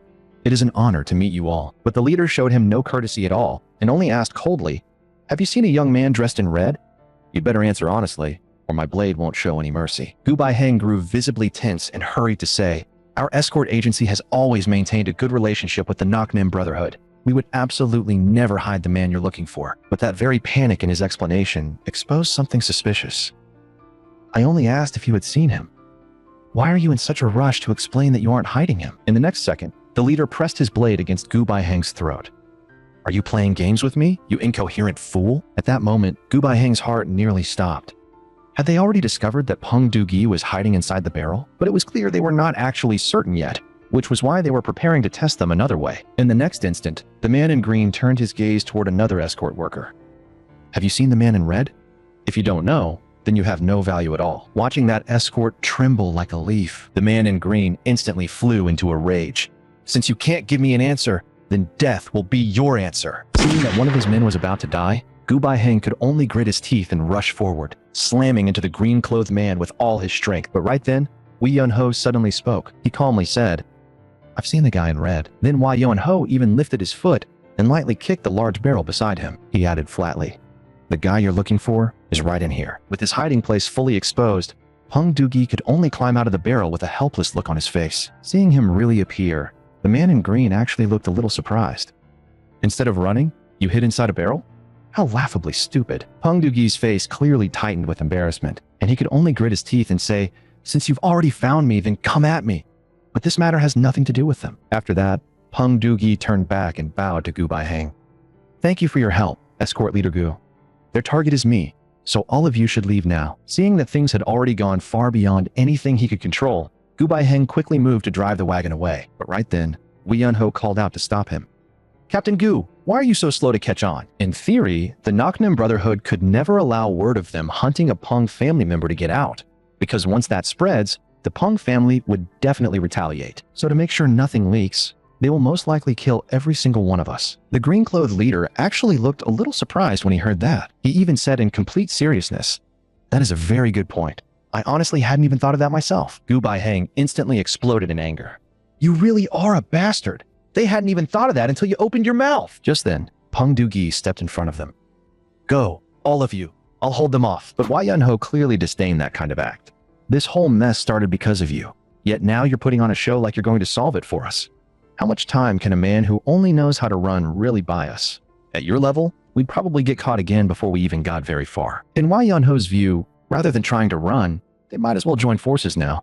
At least that way, their chances would be a little better. At that moment, the Naknim Brotherhood leader coldly gave the order. "Since you're all courting death, don't blame me." In the next instant, the Naknim Brotherhood men all launched their attack on Peng Dugi and the others. The green-clothed leader's blade work was fierce. In only a moment, his saber had already cut its way right in front of Peng Dugi. Peng Dugi hurried to block with his own blade, but it was obvious he was struggling badly. Then, under the combined assault of several other Naknim men, it did not take long before he was already in grave danger. Right then, one of the men swung his blade again. Peng Dugi had nowhere to dodge and could only shut his eyes and wait for death. But at that exact moment, a dark shadow suddenly flew through the air. It slammed straight into the body of the green-clothed attacker. The massive impact knocked the man flat to the ground, unable to rise again. That scene left Peng Dugi utterly stunned. He quickly turned to look back. Only then did he realize that the terrifying lethal projectile had actually just been a bowl casually thrown from Wei Yun-ho's hand. But before he had time to stay shocked, another attack came at him in the next moment. Even though the enemy side was down one fighter, Peng Dugi was still struggling badly. And compared to him, Gu Baiheng was in even worse shape. He was nearly done for while dealing with just a single opponent. In the next second, Wei Yun-ho threw another bolt and blasted Gu Baiheng's opponent away as well. And at that very moment, pushed to the absolute brink, Peng Dugi finally unleashed his family's signature art, the Five Ancestors' gate-shattering saber. His aura surged wildly, and the faint image of a massive white tiger appeared behind him. Then, with a furious roar, his saber intent actually condensed into a tangible blade light. The men of the Naknim Brotherhood all clearly felt the terrifying saber intent contained in that strike. The move was incredibly powerful, but those green-clothed men still barely managed to dodge it. That sight left Peng Dugi a little disappointed. They had actually managed to dodge it, but while he was still frozen for that brief moment, 3 men in green attacked him again at the same time, and after using such a powerful move just now, he no longer had the strength to keep holding on. Yet in the next instant, those 3 men were all blasted away by 3 bulls at once. Looking at the stunned expression on Peng Dugi's face, Wei Yun-ho could not help cursing. "You really are an idiot who only knows how to rigidly follow saber forms." And just then, Gu Baiheng had already reached the point where he could not hold on anymore and started desperately calling to Wei Yun-ho for help. Wei Yun-ho looked speechless. "I'm clearly just cargo you guys are transporting, and now I have to turn around and protect you instead." But Gu Baiheng had already been beaten half to death and was barely hanging on like an old dog. At the critical moment, inspiration struck him, and he shouted, "If we all die here, Do you really think you'll get to keep lying comfortably on that wagon? Once we reach the destination, I promise I'll treat you to the best food they have. So hurry up and help me. Seeing that Gu Baiheng really was about to collapse, Wei Yunho decided not to keep mocking him. Thinking back to the days when the Sword Emperor tormented him with stones in that cave, it was about time these people got a taste of what that had felt like. In the next second, Wei Yunho grabbed a handful of bowls and flung them out in rapid succession. In only a moment, the men of the Noknim Brotherhood were all struck by his bowls one after another. The enemies that Peng Doji and Gu Baiheng had found so hard to deal with were now all lying dead on the ground. Only the green-clothed leader remained standing there in a daze, his eyes full of disbelief. Wei Yunho looked coldly at Peng Doji. You brought all this trouble here, but when it mattered most, you were completely useless. And that Five Ancestors gate-shattering saber of yours may look fierce, but in reality, it's utter dog shit. In the next instant, Wei Yunho casually snatched the saber from Peng Doji's hand. Watch carefully. That's not how a saber is used. Peng Doji immediately broke into a cold sweat. Before he could even react, Wei Yunho had already taken the saber from him. With a twist of his wrist, Wei Yunho casually slashed out a few times. Watch closely. This is the saber art you were just using. The blade light fell, and it was unmistakably the very same saber technique Peng Doji had just used. Only its power was on a completely different level. Peng Doji was utterly shocked. Even the strongest expert in his sect could never have used that technique so easily. Wei Yunho continued demonstrating while speaking flatly. Your saber style has too many openings. If you want to fix them, your return cuts need to be faster. Got it? It should be done like this. Why can't you understand something so simple? Peng Doji was drenched in cold sweat. He kept apologizing out loud, yet deep down he also felt puzzled. Why am I instinctively apologizing to this guy in the first place? After finishing the demonstration, Wei Yunho tossed the saber back to Peng Doji. Alright, now do it exactly the way I just showed you. Peng Doji picked up the saber and pointed it once more at the green-clothed leader. Then he shut his eyes tightly and tried to recall the moves Wei Yunho had just demonstrated. But when he opened his eyes and prepared to attack, that leader had already run with his tail tucked between his legs like a beaten dog, fleeing at full speed. Wei Yunho could not help feeling disappointed. You're just too slow. That matter finally came to an end, and their journey at last reached its destination. Wei Yunho and Gu Baiheng said their farewells, and the matter with the Noknim Brotherhood would be handled by the Martial Alliance from here on. Meanwhile, back in the main hall of the Wei family estate, his parents were still grieving in silence over whether he was dead or alive. Then suddenly, a servant rushed into the Wei family hall with a letter in hand. After reading it, Wei Yunho's father was deeply shaken. After so many days and nights of waiting, they had finally learned that their son was still alive. Elsewhere, Wei Yunho unexpectedly crossed paths with Kim Yi-ren, the eldest daughter of Divine Hand Manor, and the very first time they met, she had already prepared a lavish meal for him. But what Wei Yunho had not expected was that this meal had only been possible because she had pawned her late mother's keepsake. A medical family with hundreds of years of heritage had actually fallen this far. And this place also happened to be the second destination the Sword Emperor had arranged for Wei Yunho's training journey. Kim Yi-ren's warmth actually left Wei Yunho a little unaccustomed. That damned feeling of being fooled just would not go away. So he decided to help her redeem her mother's keepsake. But when he made that request, the pawnshop owner, De Peng, claimed it would be difficult. Even though the item had originally only been pawned for 1 tael of silver, redeeming it now would cost 3 times that amount. Faced with such a shameless demand, Wei Yunho decided he had no choice but to take that item out. He said directly, I have something valuable to show you.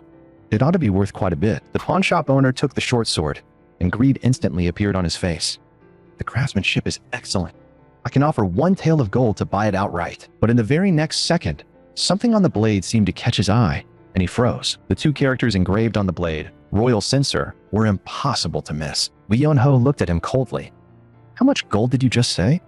I suggest you say it clearly this time. In the next instant, De Peng's legs gave out and he dropped to his knees, kowtowing frantically as he begged for mercy. Censor, sir, this lowly one was blind.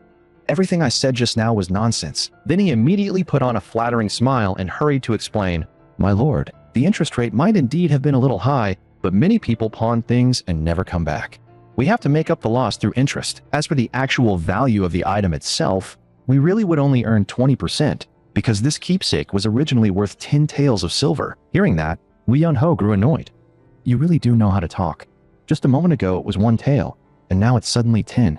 I've never heard such nonsense in my entire life. De Peng instantly broke into a heavy sweat, mouth hanging open, unable to explain himself at all. So that pawn shop was permanently shut down that very same day. When it came to dealing with people like this, Wei Yunho had his own methods. That night, Kim Yi-ren was still reading by lamplight, but just then, she suddenly heard a sound from outside the door. When she opened it, she found an object lying quietly on the ground under the moonlight. Looking down, she realized it was the pendant her mother had left behind, the very one she had pawned earlier that day. Kim Yi-ran gently picked up the pendant, and a trace of longing surfaced on her face. Up on the rooftop, the young man was lying there, asleep against the tiles. But Wei Yun-ho had no idea that, at this very moment, a new storm centered around him was already beginning to stir. It turned out that the group Wei Yun-ho had helped Peng Du-gi drive back last time was actually the 10 swordsmen under Nok Mu-rip. So even Zhao Hyun, the current leader of the martial alliance, took this matter extremely seriously. Even the 10 swordsmen, whom even the Peng family's genius, Peng Du-gi, could not handle, had been defeated with ease by that young man. And on top of that, the young man's older brother was Wei San-ho, the demon-slaying sword saint. At this rate, the Wei family was very likely to become the center of this entire storm. So he needed to know much more about that young man. And right now, the only person who had truly dealt with Wei Yun-ho directly was Peng Du-gi.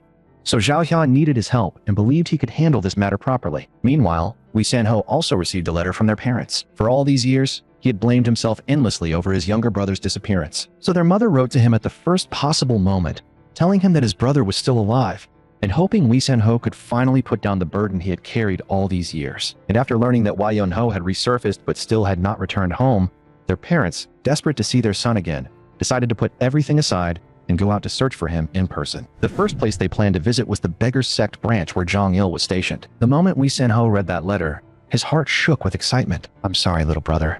It was all my fault back then." In the very next instant, Wei San-ho's expression hardened. Then he shot into the air like a streak of light and hurried overnight toward the Beggar sect branch where Zhang Il was. This boy was called Kim Su-an, and he was Kim Yi-ran's younger brother. Despite his young age, he had already become the current head of Divine Hand Manor.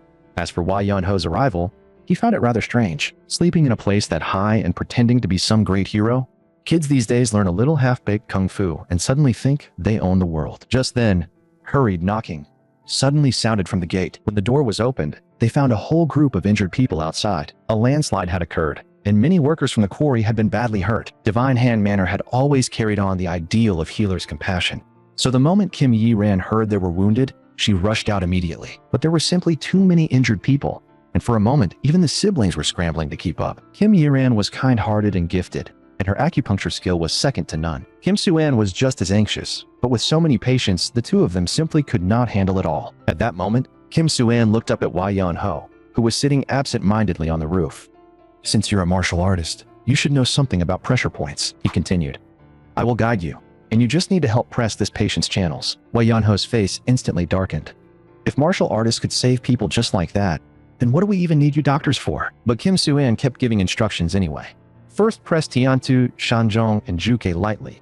Then press Zhongfu, Yunmin, and Chongyang harder. Wei Yun-ho followed the instructions and pressed the points. But judging from the patient's condition, the man looked like he was almost gone. Kim Su-an immediately snapped, "You useless fool! A martial artist who can't even identify acupoints?" His chest is blocked by stagnant blood. We have to open his airway so he can cough it out. Since you don't understand the points, just use your mouth and suck it out directly. Wei Yun-ho immediately looked speechless. Was there really no other way? You actually want me to put my mouth on an old man? But if all he needed to do was get whatever was stuck in the man's throat out, then Wei Yun-ho figured he probably did have a way. In the next instant, Wei Yun-ho pressed the patient's Tiantu point with his right hand and covered the patient's mouth with his left. Then a strange suction force rose from his palm, and in an instant, it pulled the stagnant blood out of the man's chest. Wei Yun-ho wiped his hands and said flatly, "Kid, did you see that? I can save people my way just fine." That night, Kim Su-an came to visit Wei Yun-ho in his room. He lowered his head and apologized seriously. "I'm sorry, sir. I'm here to apologize for how rude I was to you during the day. You worked hard today, and thanks to you, we were able to get through it." A trace of seriousness showed on Kim Su-an's young face. He stated that he wanted to rebuild Divine Hand Manor, and he hoped to receive Wei Yun-ho's help. Wei Yun-ho sat up and said, "Rebuilding the manor itself isn't a huge problem, but your biggest issue right now is the lack of starting capital." Kim Su-an was confused. For a clinic, isn't medical skill the most important thing? Shouldn't money be a secondary concern? Wei Yun-ho responded by asking, "If that's true, then why did your family's business fail? I even heard that the large clinic across the street used to belong to your family." Kim Su-an lowered his head and sighed, saying the main reason had been his father. His father had always treated the poor for free, just like what they were still doing now, and everything his father did had been supported by burning through the wealth their ancestors had left behind. On top of that, he had hired many doctors to work in the clinic, so the money drained away extremely fast. In the end, they not only burned through their ancestral wealth, but also fell deeply into debt. What was worse, after being crushed by those debts, his father's personality completely changed, and he became addicted to gambling. He kept trying to challenge fate, but the more he gambled, the more he lost. Until in the end, he spent all his time drinking and gambling before dying and leaving behind a mountain of debt. Looking at Wai Yun-ho, Kim Soo-an thought to himself, since this gentleman came carrying a letter of introduction from the great scholar Mun Yu-hwan, he absolutely cannot be an ordinary person. And Wai Yun-ho, looking at this boy who was so young yet already had such insight, decided to take him to meet someone. That person was the pawnshop owner, Dae Pung. Wai Yun-ho planned to have Dae Pung invest in Kim Soo-an's clinic. For a profit-driven merchant like him, as long as there was money to be made, he would agree to anything. But Kim Soo-an clearly did not want to cooperate with a moneylender like that. Wai Yun-ho looked at him calmly. Kid, if you keep giving free treatment like your father did, can this clinic really survive? Even the property your ancestors left behind, wasn't it built up little by little? By actually charging people for treatment? If you don't want to completely ruin the family legacy your ancestors left you, then there are some things you have to do, no matter how unwilling you are. After hearing that, Kim Soo-an said nothing and simply fell into deep thought. After returning to his room, Wai Yun-ho also closed his eyes and thought in silence. Looking back on what had happened during the day, he could not help wondering if what he had said to the kid had been a bit too blunt. But just then, a man's loud shouting suddenly came from outside. This man, built like a brick wall and looking uncannily like Yujiro Hanma, was a member of the Black Spider Gang. Right now, he had one of the clinic's patients held tightly in his grip. He had come because Kim Yi-ran's father had once owed their gang a large sum of money, and now he was here to collect the debt. Kim Yi-ran immediately rushed out and shouted, "If you have a problem, take it up with me. Don't make things hard for my patient." The man threw the patient aside and sneered. "So you're saying you want me to come deal with you directly instead?" Then he violently grabbed Kim Yi-ran by the arm. He said viciously, "If you people hadn't kept refusing to pay back what you owe, I wouldn't have to resort to this." The man slowly lowered his head and said in a sinister tone, "Actually, there's a very good solution right now. We just sell you to a brothel.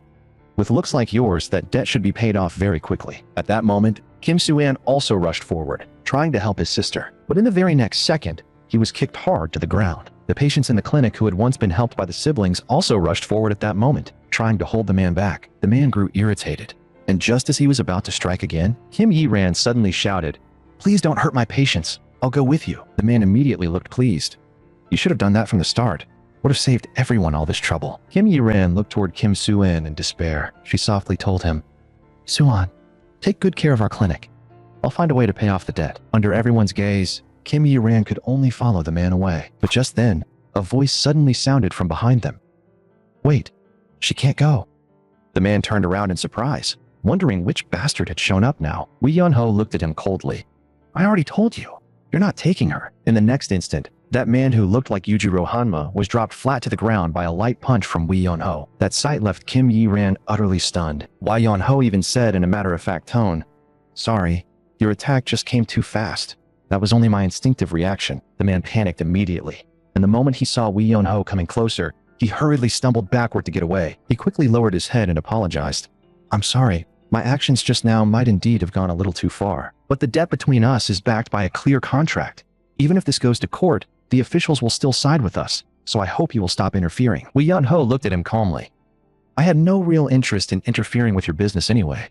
But right now, isn't your biggest problem simply money? I can repay this debt for her, but you have to give me 2 weeks." The man was unwilling, but in the end, he still gritted his teeth and agreed. Elsewhere, Black Spider Gang leader Guak Du-san was extremely dissatisfied after hearing about this. He cursed on the spot. "That idiot! Did I send him there to actually collect money? I clearly only meant to use the debt as an excuse to smash the reputation of Divine Hand Manor. Yet that useless idiot managed to get chased off by some wet behind the ears brat. If this matter is botched, the people above might wipe out our whole gang." But in the next second, Guak Du-san's expression darkened.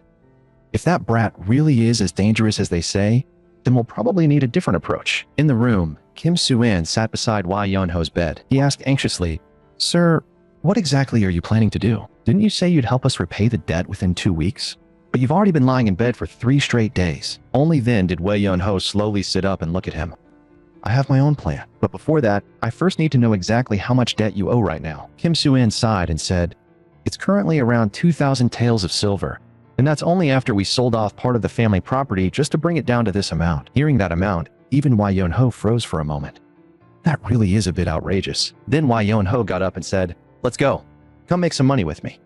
Kim Soo-in was surprised. Where exactly are we going to make money? Lee Yeon-ho glanced sideways at him.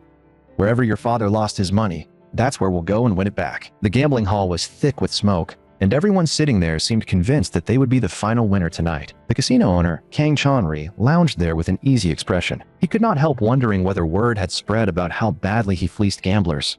Lately, the number of suckers wandering in had clearly been getting smaller, but just then, one of his men came rushing in at full speed. Kang Chon-ri frowned at once. What was it now? Had the local officials come to collect taxes again? The man shook his head while panting. No, boss, it's not that. It looks like a massive sucker just walked into our casino. Meanwhile, inside the casino, Lee Yeon-ho was looking around with Kim Soo-in. Kim Soo-in looked worried. Are you really sure this is a good idea? At that moment, the same overeager attendant came running toward them with a wide smile plastered across his face. Honored guests, what would the two of you like to play? Lee Yeon-ho turned to him. What do people usually play for fun when they come to your place? The man's grin widened at once. We have everything here. It just depends on what kind of game the guest prefers. And the simplest one of all is right here. The rules are so easy, anyone can follow them. They just rolled dice and compared the result. All the guest had to do was guess whether the total number would come out odd or even. The man wore a sly grin. The odds on this one are perfectly split down the middle, so it's just right for a guest like you to test your luck. Lee Yeon-ho nodded along casually. It does sound simple enough. I think I'll give it a try. Everyone who stepped into a casino came in hoping to win money, but in the end, their money usually found its way straight into Kang Chon-ri's pocket. Every time he thought of that, Kang Chon-ri could not help feeling smug. That new sucker from earlier had probably already lost everything by now. But when he casually turned back to look, he discovered that the kid had won so much he was literally dozing off at the table. In another room, Jong-il, the Beggar sect branch leader, was lying on the floor whistling in complete comfort. Ever since that brat had left, his days had been getting better and better. What pleased him most was that he had somehow found an old discarded door that fit perfectly into his room's doorway. At least this winter, he would not have to freeze anymore. But right then, the door in front of him suddenly exploded apart. In the next instant, a tall man stepped through. It was none other than Lee Yeon-ho's older brother, Lee San-ho. The scene startled Jong-il so badly he jumped, shouting, "Who the hell are you?" But Lee San-ho strode straight forward and grabbed him by the collar. Jong-il, I only want one answer. Is it really true that my younger brother is still alive? Jang-il was nearly strangled by the grip and could only struggle while gasping, "Calm down first. It's true. Now let me go." Only then did Wai San-ho release him. If that's true, then tell me right now, where is Wai Yeon-ho? Jang-il rubbed his neck with a pained expression. How am I supposed to know where he is now? If you want that answer, you'll have to ask that woman. In the next second, Jang-il was lifted up by Wai San-ho as easily as if he were a chick. Let's go. We're leaving right now. Jong-il forced out a bitter smile. He had only just managed to send away one plague god, and now a god of death had shown up instead.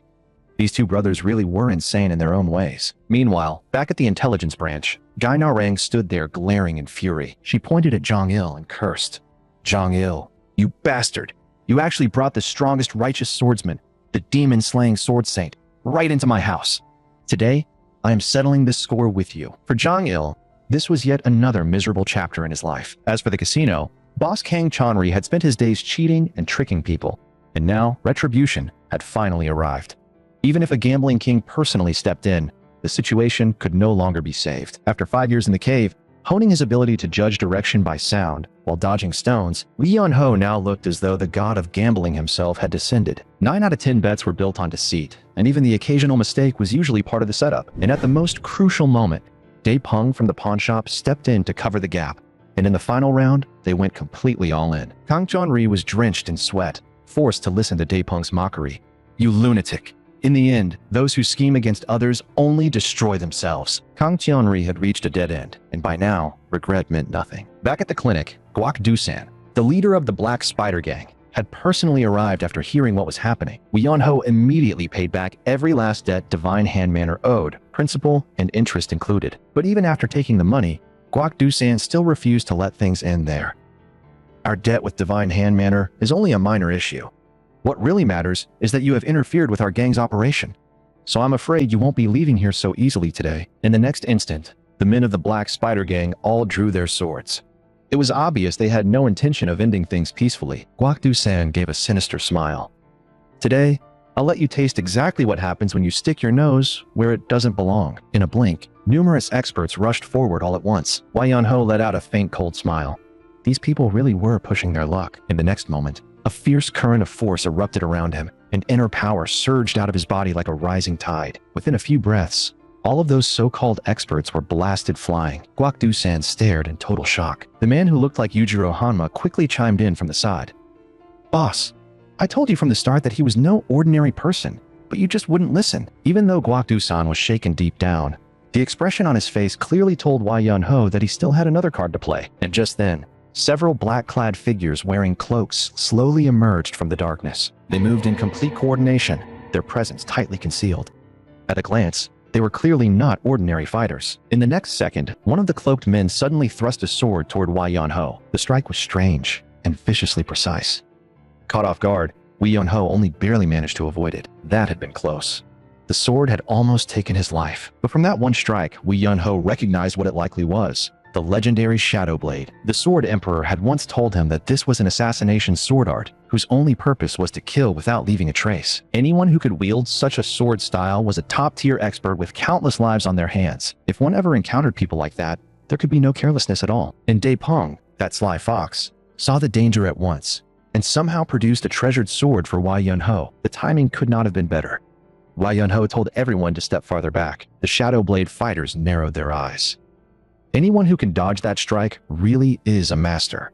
Attack together. In an instant, sword shadows crossed everywhere as the Shadow Blades rushed in from every tricky angle, their blades layering one over another. While lowering his head and twisting aside to dodge, Wisconsin Yun-ho also slashed forward with a fierce and swift strike, forcing the Shadow Blades back on the spot. Then he turned his wrist, gathering inner power in one motion. The blade swept upward at astonishing speed. One of the Shadow Blades had his weapon cut clean in half by that strike. Sword energy wrapped in overwhelming inner force slashed straight outward. In the blink of an eye, one Shadow Blade died on the spot. But the fight was not over.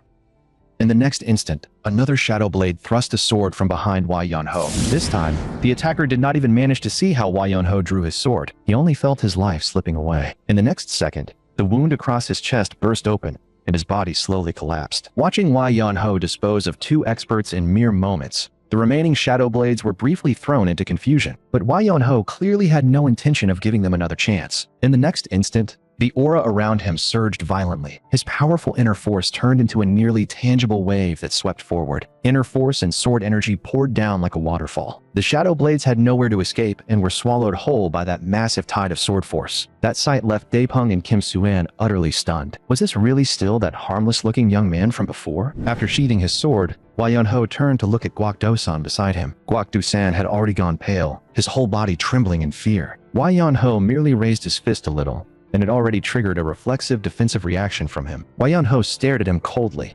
What a useless piece of trash. Where did all that swagger from before go? Elsewhere, Gai Na-rang was truly scared senseless this time as well. No sooner had Wei San-ho, the demon-slaying sword saint, left than Wei Yun-ho's father, the sword saint Zhou Yi, appeared before her. And Wei Yun-ho's father did not look pleased.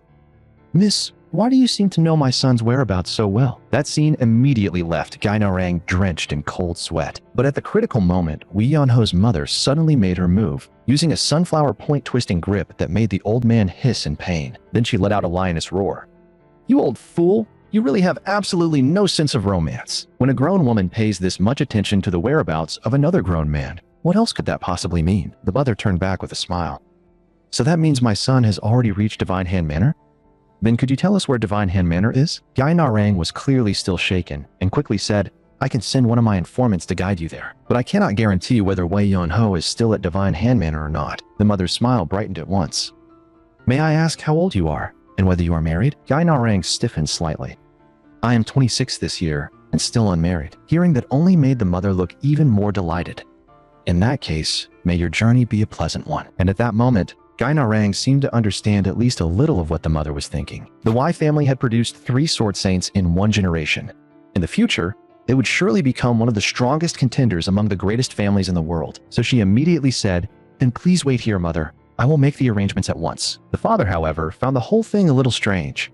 This woman clearly doesn't seem especially attached to my son, yet now she suddenly changed her tune and started calling my wife mother. But sometimes, Even a father had no say in matters like that. What they did not know, however, was that Wee Yun-ho was already on the verge of leaving Divine Hand Manor. After cutting down many Shadow Blade experts and facing Guak Dusan kneeling and begging for mercy, Wee Yun-ho ultimately crippled his martial arts. And on top of that, he wiped out the Black Spider Gang's base entirely. At the same time, Kim Soo-an agreed to work with Dae-pung to rebuild Divine Hand Manor. But the boy was still too young, so he needed a bit of pressure.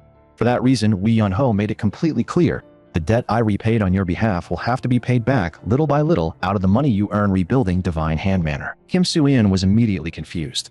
Since you already paid the debt for me, why are you now asking me for money again? Wee Yun-ho looked at him calmly.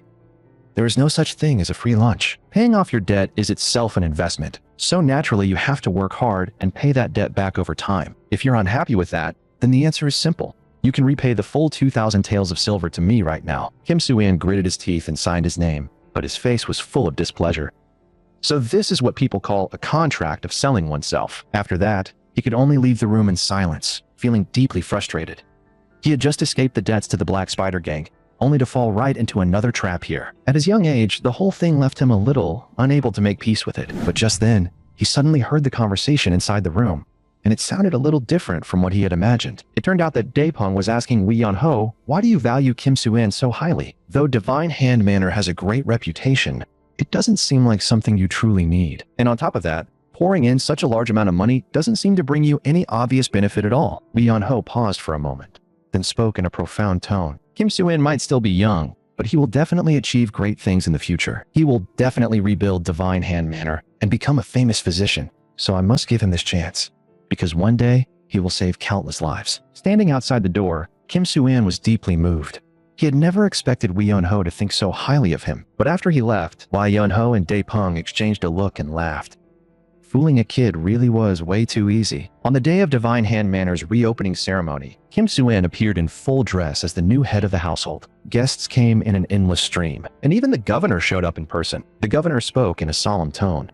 The rebuilding of the Kim family's Divine Hand Manor is a blessing for the people. As governor, I now formally announce that Divine Hand Manor has been re-established. But in the very next moment, that same governor was sweating heavily in front of Wee Yun-ho. That was because, while wiping out the Black Spider Gang, Wee Yun-ho had found the account book showing dealings between Guak Dusan and him. So Wee Yun-ho only said one thing: I hope the governor will take good care of Divine Hand Manor from now on. As for that account book, I will naturally keep it safe for you. Most matters had now been settled, but when it came to Divine Hand Manor, Kim Ye-ran and her younger brother still fell into disagreement. She believed that a healer's compassion should never become a tool for profit. Kim Soo-an understood that better than anyone, but now that the arrow had already left the bow, there was no turning back. For years, compassion and healing had not even been enough to sustain the family's most basic livelihood. For the first time, the siblings found themselves in such a fierce disagreement over this matter, and their unhappy parting seemed to seal the fact that they would walk different paths from now on. The girl stood by the railing, drinking alone. The young man came to see her at night,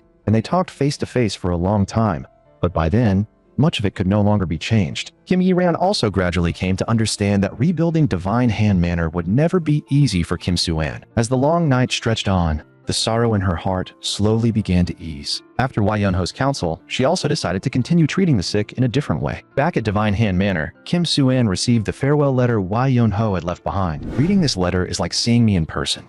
I have decided to leave, and from now on, you will have to run the clinic on your own. Do not become too greedy for money. I believe that you will one day become a great doctor and manage Divine Hand Manor well. And finally, remember to save the profits.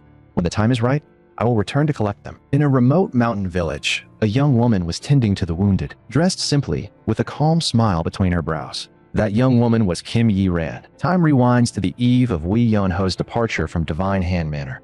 He slowly walked over from the distance. Kim Ye-ran really did move fast. After that, the two of them made their way to the side of a waterfall and stream. Watching Kim Ye-ran continue treating people for free these past few days, Wee Yun-ho could not help asking, have you ever calculated how much silver you've actually spent? The truth is, you didn't have to go this far. Kim Ye-ran looked calm and at peace. Everyone walks a different road. I am simply rebuilding Divine Hand Manor in my own way. Wee Yun-ho handed the bundle in his arms to Kim Ye-ran. I support your decision, but you still shouldn't have sold all those things, so I brought this jewelry back for you. Kim Ye-ran opened the bundle and found the jewelry she had pawned inside. At once, she understood. So the keepsake from her mother that had been returned last time had also been sent back by him. Now that everything had been settled, Wee Yeon-ho turned to leave and formally said his goodbye, but just then, Kim Yi-ran suddenly called out to stop him. She took out a blue ribbon and softly said, "Your hair is always a mess. I hope you will accept this ribbon." After tying on the ribbon, Wee Yeon-ho finally turned and took his leave. The martial world is vast. We will meet again if fate allows. After bidding farewell to Divine Hand Manor and to Kim Yi-ran, Wee Yeon-ho set out once more on a new journey. For someone who would always rather lie down than stand, hitching a ride was obviously the first thing he needed to do, and the honest-looking old man in front of him simply smiled and said that was fine. As expected, lying down really was more comfortable, but not long after, the old man woke him up. "Young man, I'm afraid we'll have to part ways here." With no other choice, Wee Yeon-ho got down from the cart with obvious reluctance. It seemed he was destined to sleep out in the wild tonight. Under the bright moon and sparse stars, Wee Yeon-ho told the old man to take care. But what he had not expected was that this honest-looking old man was anything but simple. Not long after Wee Yeon-ho left, a young woman appeared behind the old man. The old man slowly peeled the human skin mask off his face, revealing a scar-covered face beneath it. He spoke in a low voice. "Blue Moon, that child seems to have already noticed your presence." Those words made the young woman's heart tighten. "I had hidden myself extremely well.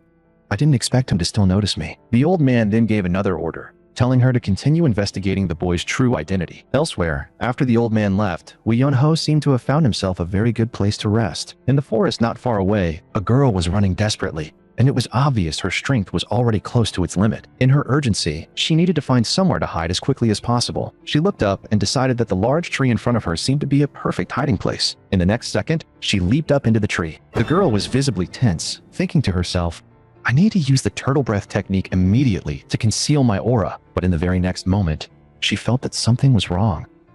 Why did it feel like someone else's aura was here too? So she slightly turned her head and glanced over her shoulder. That single look startled her into crying out, because there was actually a guy lying in the tree asleep. That cry instantly woke Wee Yeon-ho from his sleep. But before he could react, the girl lunged over and covered his mouth. She whispered urgently, "I'm being pursued, so please, do not make a sound, or both of us will be in danger." Right then, several men appeared beneath the tree. They were searching separately for the girl's trail. Only after watching them gradually move away did the girl finally let out a long sigh of relief. But in the next second, Wee Yeon-ho looked at her coldly. "Could you move a little? With you pressing your whole body down on me like this, you're seriously heavy." He was clearly annoyed. "I was sleeping perfectly well, and then you rushed over and woke me up." The girl suddenly realized what she was doing. Looking embarrassed, she hastily let go of the hand covering Wee Yeon-ho's mouth, but she still explained nervously, "I'm sorry, but if those people had discovered us just now, we really would have been finished. Those guys don't spare anyone." Her expression tightened even more. "This is all my fault. I'll find a way to get both of us out of here safely." So next, Wee Yeon-ho could only get up and reluctantly follow her. As they moved, the girl introduced herself. "My name is Seoman Yan, from the Seoman family. I'm currently carrying out a mission for the Martial Alliance." Wee Yeon-ho glanced at her. "Then who exactly was chasing you just now?" Seoman Yan immediately spun around in alarm and hissed, "Could you lower your voice?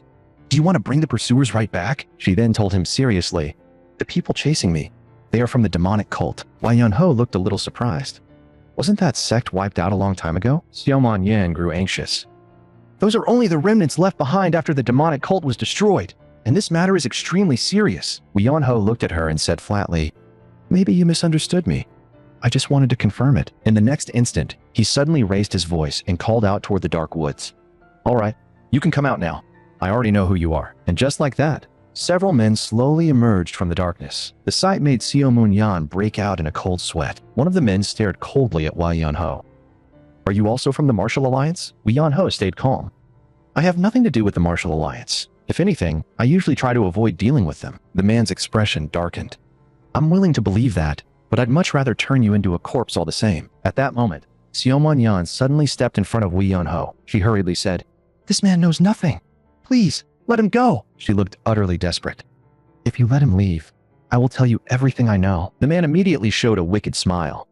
"That sounds like a very good deal." But just then, Wee Yeon-ho leaned out from behind Seoman Yan. "I have a question. Did you guys forget that you're demonic cult remnants?" The men were momentarily speechless, nearly breaking into a cold sweat. Is this kid out of his damn mind? We were literally just about to let him walk. Wee Yeon-ho, however, only smiled. "Since you've already let me know that you're from the demonic cult, I have no intention of letting you leave, because my father once warned me that if I ever come across anyone from the demonic cult, I absolutely must not let them off lightly." The group looked at him in disbelief. "Just who the hell are you, brat? And what gives your father the right to say something like that? Wei Yunho looked back at them calmly. My father is the head of the Wei family, and his name contains the character Zhong. Their expressions instantly changed. Your father is Wei Zhongho, the sword saint of justice of the Wei family? In the next instant, one of the men suddenly attacked Wei Yunho. Once you're dead, go complain to your father then. In a flash, Wei Yunho shoved Xiao Manyan away from his side. At the same time, he raised the object wrapped in strips of cloth in his hand and blocked the attack. After failing to land the blow, the man immediately pulled back. He was clearly a well-trained fighter. That strike also shook loose the cloth wrapped around Wei Yunho's weapon. When the strips fell away, the sword hidden inside was revealed. Wei Yunho slowly drew it, and the blade slid free. He pointed the sword at the demonic cult remnants before him. You'd better get ready, because my sword may be even sharper than my father's. That scene was also seen clearly by the old man and his companion standing not far away. They were visibly surprised. So he is actually the second son of the Sword Saint of Justice. But if that is true, why has the martial world never heard of him? An expert like this should have stood out long ago. Blue Moon answered in a low voice. According to rumor, he had vanished for many years. Something must have happened during that time to make him this strong. A cruel glint appeared in the old man's eyes. To have reached this level of martial skill at such an age, truly unexpected. Meanwhile, Xiao Manyan was also staring in shock. She had assumed Wei Yunho was just an idiot, but not only had he suddenly stepped in, it even looked like he wasn't using his full strength. Just the casual sword energy from his swings was already enough to force those demonic cult remnants on the defensive. Right after Wei Yunho dropped one of them with an elbow strike, another flew in from behind him, but that attack missed as well. The sight instantly drenched the man in cold sweat. Wei Yunho had simply vanished. In the next moment, Wei Yunho suddenly appeared behind him. With one kick, the man was knocked out cold. In mere moments, those two were already down and unmoving. And at that very moment, two more demonic cult men rushed him at once. The long spear in one man's hand swept past Wei Yunho, carrying a fierce, piercing aura with it. But in the next second, Wei Yunho leapt into the air and kicked both men down in one motion. In only a few breaths, all of them had been laid out by him. In the next moment, Wei Yunho's sword danced in a blur of motion. He severed all of their wrist and ankle tendons. Perhaps having their martial arts ruined was the best ending they could hope for. But right then, black-red demonic energy suddenly rose from one man's hand. His face twisted savagely as he shouted, "All of you, get up!" In the next second, the ones who had just fallen all erupted back into motion. Even though their tendons had clearly been severed, they still forced themselves back to their feet. Wei Yunho looked at them coldly. I didn't expect you to still be able to stand. One of the demonic cult men glared at him and said coldly, Looks like your father never told you everything about the demonic cult. Wei Yunho simply rolled his shoulder. It doesn't matter. I'll just have to chop your legs off then. In a flash, the four demonic cult experts attacked him again at the same time. At that sight, Wei Yunho was reminded of his father's teaching. In real combat, mercy toward the enemy is often the greatest mistake of all. In the blink of an eye, two of the experts had already lunged right in front of him, and this time, Wei Yunho decided he would not hold back anymore. Under the moonlight, sword shadows flashed like lightning and blood burst through the air. One of the cult remnants was decapitated on the spot, and even his sword hilt was blown away. In the next instant, the remaining two rushed him again, but at that moment, Wei Yunho noticed Xiao Manyan behind him. If he dodged, the attack would definitely hit her. In the next second, the sword in his hand blurred into motion, leaving no trace. He drove its speed to the limit, his body moving with the blade. His figure began spinning at high speed with the sword, and the blade, wrapped in inner power, turned into a devastating cyclone of sword aura. With that single slash, the demonic cult remnants finally felt the true fear of death. The massive sword energy crashed all the way down, crushing into the ground. Even the shockwave from its aftermath swept all the way up to the mountain peak, and the old man on the summit watched the scene with clear interest. When the dust finally cleared, the four demonic cult men were revealed inside the crater. One of them wore a grim expression, clearly the only survivor left. The next second, a pill slipped into his mouth. He was obviously trying to kill himself with poison. Wei Yunho glanced at Xiao Manyan and asked coldly, "Do you want him alive? Answer me." Xiao Manyan hurriedly nodded. Just as that man tried to swallow the pill, Wei Yunho raised his right hand and said in a chilling tone, "So you're trying to die?" In the blink of an eye, he locked his hand around the man's throat, and the guy was forced by that sudden crushing force to spit the pill right back out. Wei Yunho picked up the pill and said flatly, "These people really are something. They even pulled out their own teeth and replaced them with poison. They really treat their own lives like dirt." After cutting down the four experts of the demonic cult, Wei Yunho followed Xiao Manyan to the Martial Alliance. The guard at the entrance of the Shenyang branch looked at them in surprise, clearly unable to figure out why Xiao Manyan was dragging a grown man all the way there. Xiao Manyan dropped the surviving cultist onto the ground, then said through heavy breaths, We captured a demonic martial artist. I couldn't take him to headquarters alone, so I came here for help first. The guards stared at her in a daze. You picked the wrong time. The most we can offer is a carriage, because rumors just broke out that a martial arts manual has been discovered. Xiao Manyan blinked in confusion. You mean every member of the Alliance went after that manual? The guard scratched his head. That's right. Everyone moved out. That manual is critically important. It's said to be the inheritance of the legendary Sword Emperor. Even Xiao Manyan lost her composure when she heard that. The Sword Emperor's inheritance? Standing beside her, Wei Yonho looked over and asked, who exactly is this Sword Emperor? He was honestly speechless. That old man had already passed his inheritance to him. So where was this new inheritance supposed to have come from? Xiao Manyan could only feel awkward at his dismissive attitude. In her eyes, the Sword Emperor was an existence who stood even above legends like Zhang Sanfeng or Bodhidharma. After borrowing a carriage from the Alliance branch, the two of them set off again.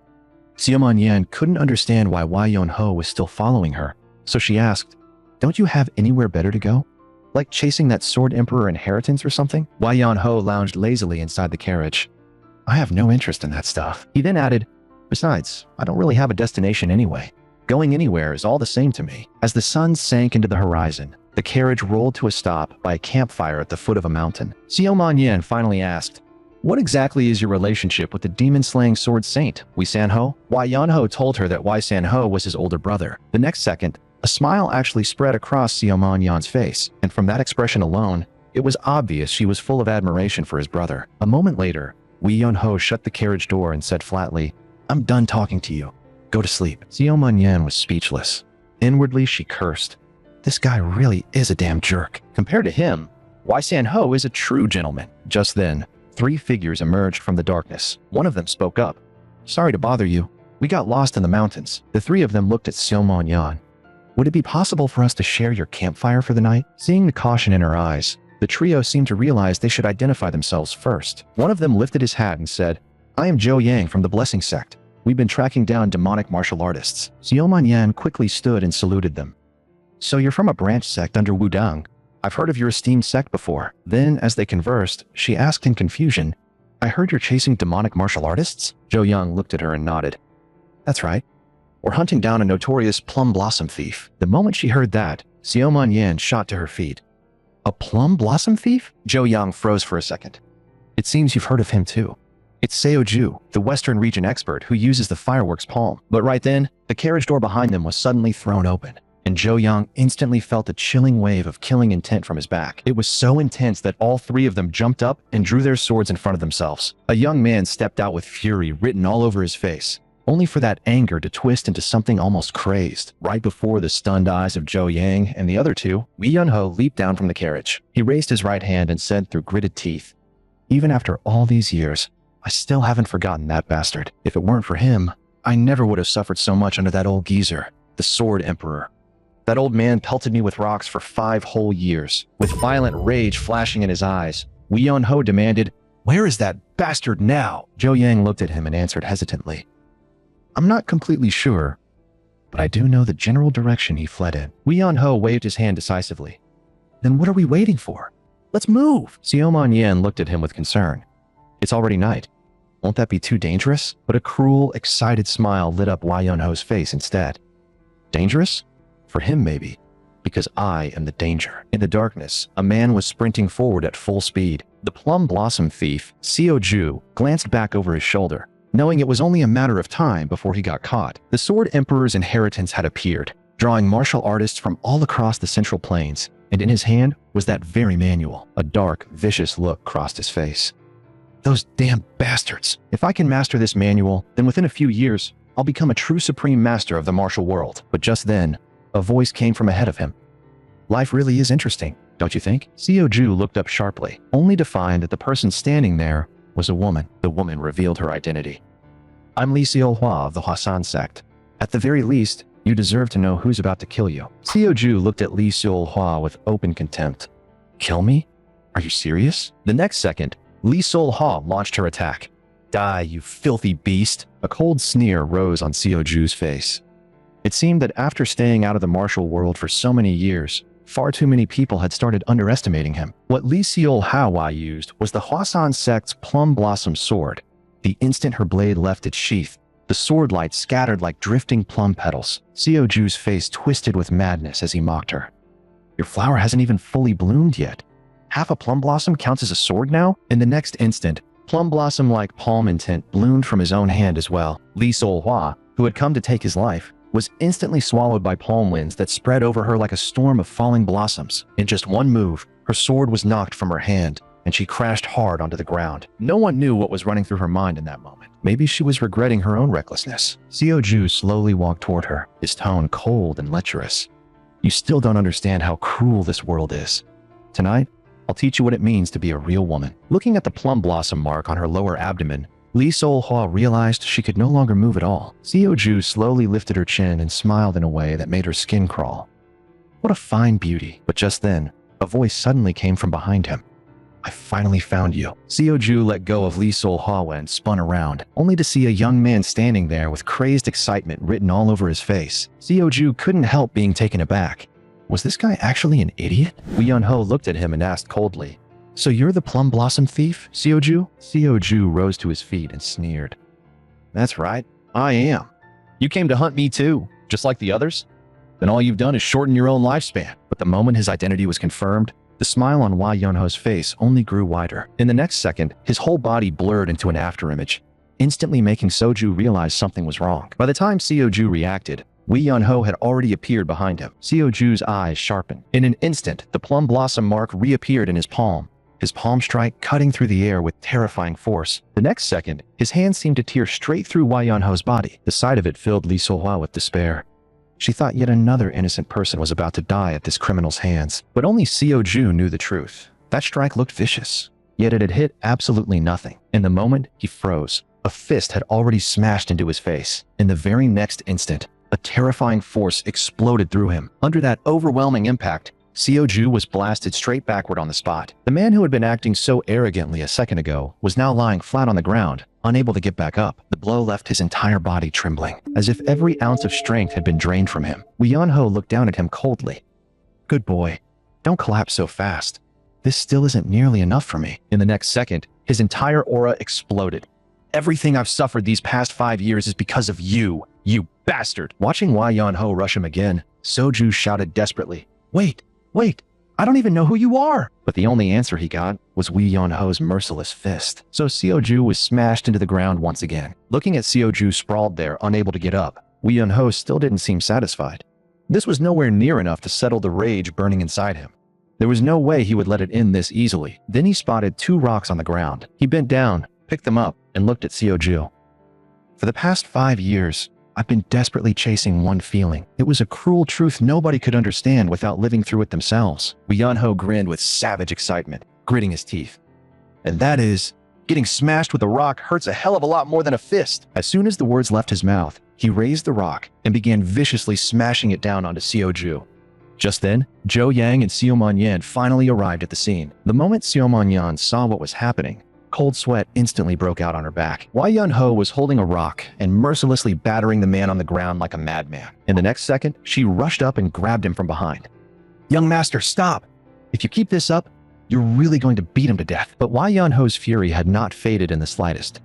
The moment he remembered that all his suffering over the years had happened because of this man, the flames in his chest only burned hotter. Xiao Manyan looked at the bloody, battered man on the ground. Is he really the plum blossom thief everyone has been hunting? She had never imagined a human face could be beaten into such an unrecognizable bloody pulp. After that, they decided to escort the captured Sioju to the Martial Alliance. Looking at Sioju's face, swollen into an unrecognizable mess, Zhou Yang and the others couldn't help sighing inwardly. Wei Yunho really is brutal when he snaps. Just then, Li Solhua suddenly started feeling unwell. Xiao Manyan quickly moved over to support her. Miss, are you all right? You don't look too good. Wei Yunho turned to look at Li Solhua, then said in a calm but firm tone, Give me your wrist. Li Solhua looked a little stiff and tried to refuse. It's fine. I'm not that bad. But Wei Yunho grabbed her wrist directly. Don't move. Your injury is more serious than you think. Right after that, Wei Yunho fell into brief thought. Truth be told, when it came to this kind of medical treatment, he was not exactly an expert himself. He looked at Li Solhua and said, If you don't get treated now, you could lose your martial arts. Those words instantly drained the color from her face. To a martial artist, losing their martial arts was no different from becoming a cripple. Wei Yunho continued, I can treat you, but I'll need to place my hand on your lower abdomen." Lee Sol-hwa immediately grew embarrassed. She had not expected it would require touching a place like that. Wai Yun-ho looked at her and said evenly, "I respect your choice." Her expression turned heavy as she thought to herself, "I've never even let a man touch me before. But no matter what, it's still better than never being able to hold a sword again." A moment later, blushing, she revealed the plum blossom mark on her lower abdomen and said softly, "Young master, I'll have to trouble you then. Please treat me." Meanwhile, on the other side, Wee San-ho arrived at Divine Hand Manor with Jong-il. At first, Daepong looked at them with obvious disdain, because one looked like a beggar, while the other certainly did not seem like someone with money either. But the moment Wee San-ho coldly revealed his identity, cold sweat instantly began pouring down Daepong's back. He didn't dare show even a hint of disrespect anymore. In the next second, he turned and ran. "Please wait a moment, my lords. I'll go invite the manor lord to receive you right away." At that exact same time, another carriage arrived outside Divine Hand Manor. The person stepping down from it was none other than Wee Yeon-ho's father, Wee Jung-ho. Seeing that his father had come too, Wee San-ho was visibly stunned. And when Wai Yun-ho's mother heard that her eldest son was here as well, she immediately got out of the carriage too. And just like that, everyone searching for Wai Yun-ho had miraculously gathered at Divine Hand Manor. But the next piece of news left all of them completely disheartened. The moment they heard Wai Yun-ho had already left, Wai Jong-ho was filled with disappointment, while his mother was full of complaints. She couldn't help but point at her husband and complain, "This is all because of you, old man.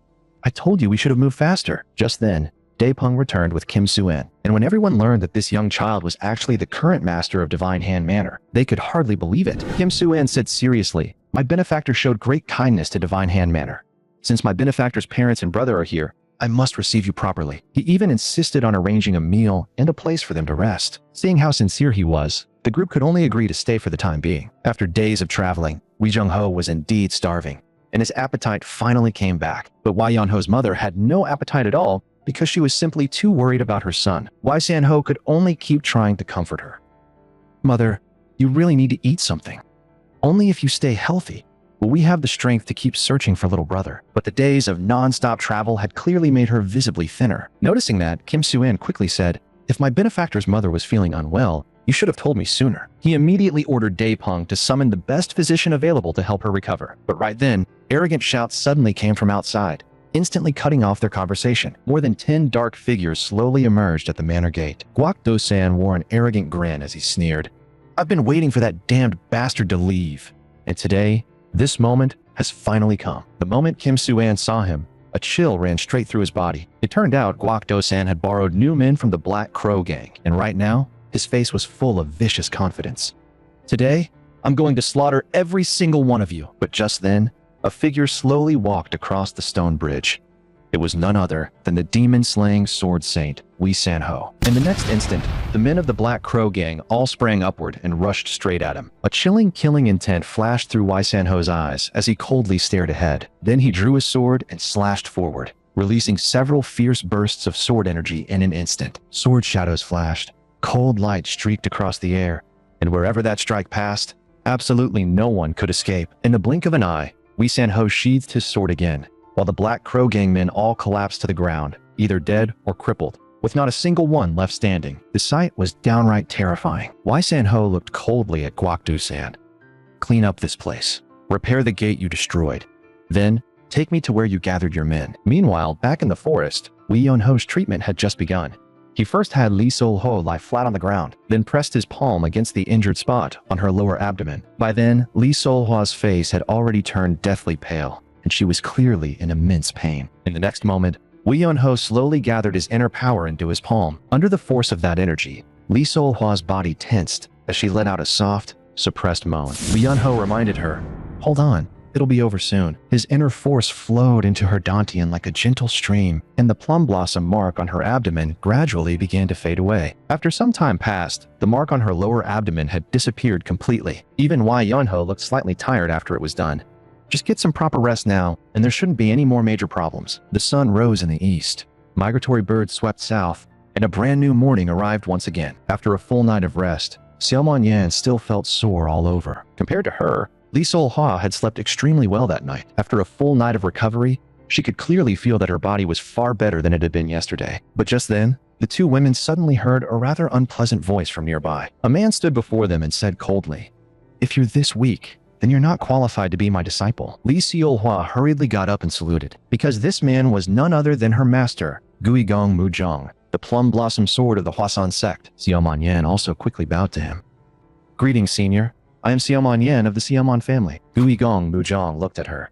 Then you must be the daughter of Xiaoman Kaot, he continued. Was it you who saved my disappointing disciple last night? Beside the carriage, Xiaoju was tied up like a bundle, and Xiaoman Yan took the chance to explain everything that had happened the night before. Meanwhile, back inside Divine Hand Manor, Zhang Il ran in excitedly.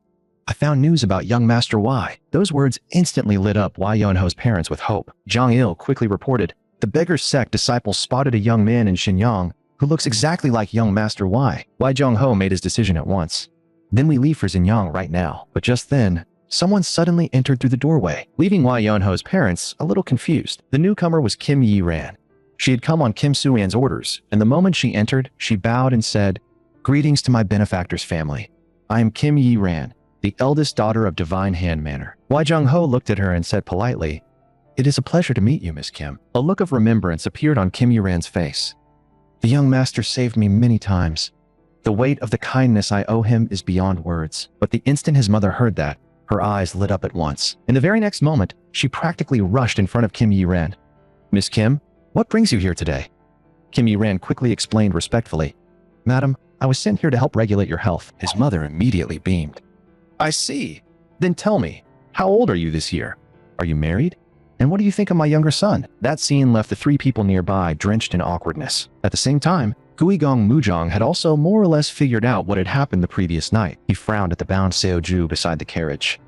You're saying this man easily defeated Xiaohua so overwhelmingly that she couldn't even withstand a single move? But when he looked at Xiaoju's current miserable state, he had no choice but to believe it. Guigong Muzhong's face turned grave as he looked at Li Solhua. Solhua, you were defeated by this villain in one move. Were you careless? Li Solhua lowered her head and answered, I was not careless, master. Guigong Muzhong's expression remained flat. If you went all out and still couldn't survive even one move, then that only means your opponent was truly powerful, but his tone was still harsh. A strong opponent is never an excuse. If you had really fought with everything you had, then even dying by his hand would have earned my respect. Guigong Muzhong turned away and scolded her coldly. Yet as my disciple, you actually needed someone else to save you after being attacked. His expression became solemn. That settles it. Once we return, you will reflect behind closed doors. In the next moment, Guigong Muzhong walked toward the carriage. Now then, let me meet the person who saved my disciple. He stopped in front of the carriage door and said in a deep voice, Has your excellency inside awakened? But no answer came from inside the carriage. Suppressing his impatience, he knocked again. Has your excellency awakened? At that moment, the carriage door was finally thrown open from within. Li Yunho glanced at him and said lazily, It's early in the morning. Why are you waking me up? Guigong Muzhong's face darkened slightly.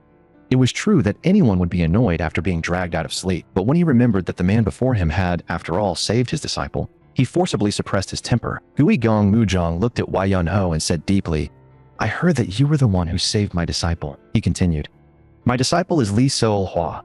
She's over there.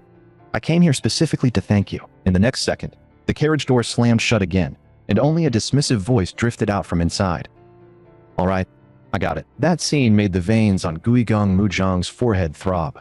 Gritting his teeth in anger, he demanded, Since I came to express my gratitude, does your excellency not even understand the basic courtesy of showing yourself? In the next moment, a terrifying aura suddenly erupted from his body. That dreadful pressure instantly made Li Solhua and Xiaoman Yan tremble so hard they could barely remain standing. At that moment, Wei Yunho opened the carriage door again and looked at him coldly.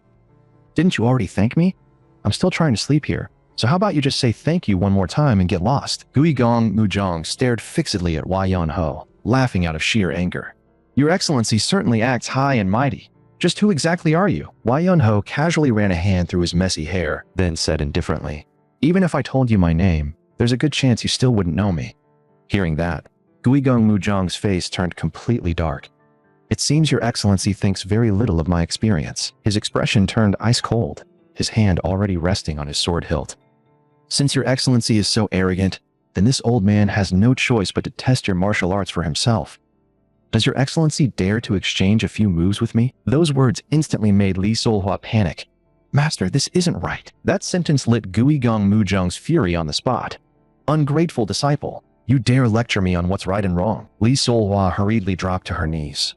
Master, I'm sorry, but a duel without proper cause is wrong. Guigong Muzhang finally stopped hiding the edge in his voice.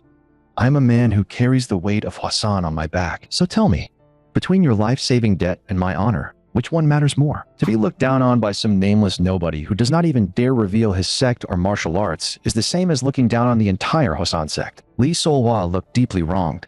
She understood her master too well. If this continued, young Master Y was definitely going to be dragged into trouble. Just then, Xiao Manyan stepped forward and tried to comfort her in a low voice. Don't worry, even if your master wants it. As long as young Master Y refuses, this spar can't happen at all. No one can force a life-saving benefactor into a fight. And young Master Y is the kind of man who hates even walking a few extra steps, so there's no way he'd accept a challenge like this. But this time, Xiao Manyan had clearly guessed wrong, because that old man had once taught Y Yunho that, although he could do whatever he pleased in life, anyone who dared challenge his swordsmanship had to be taught one thing. His sword had dignity too.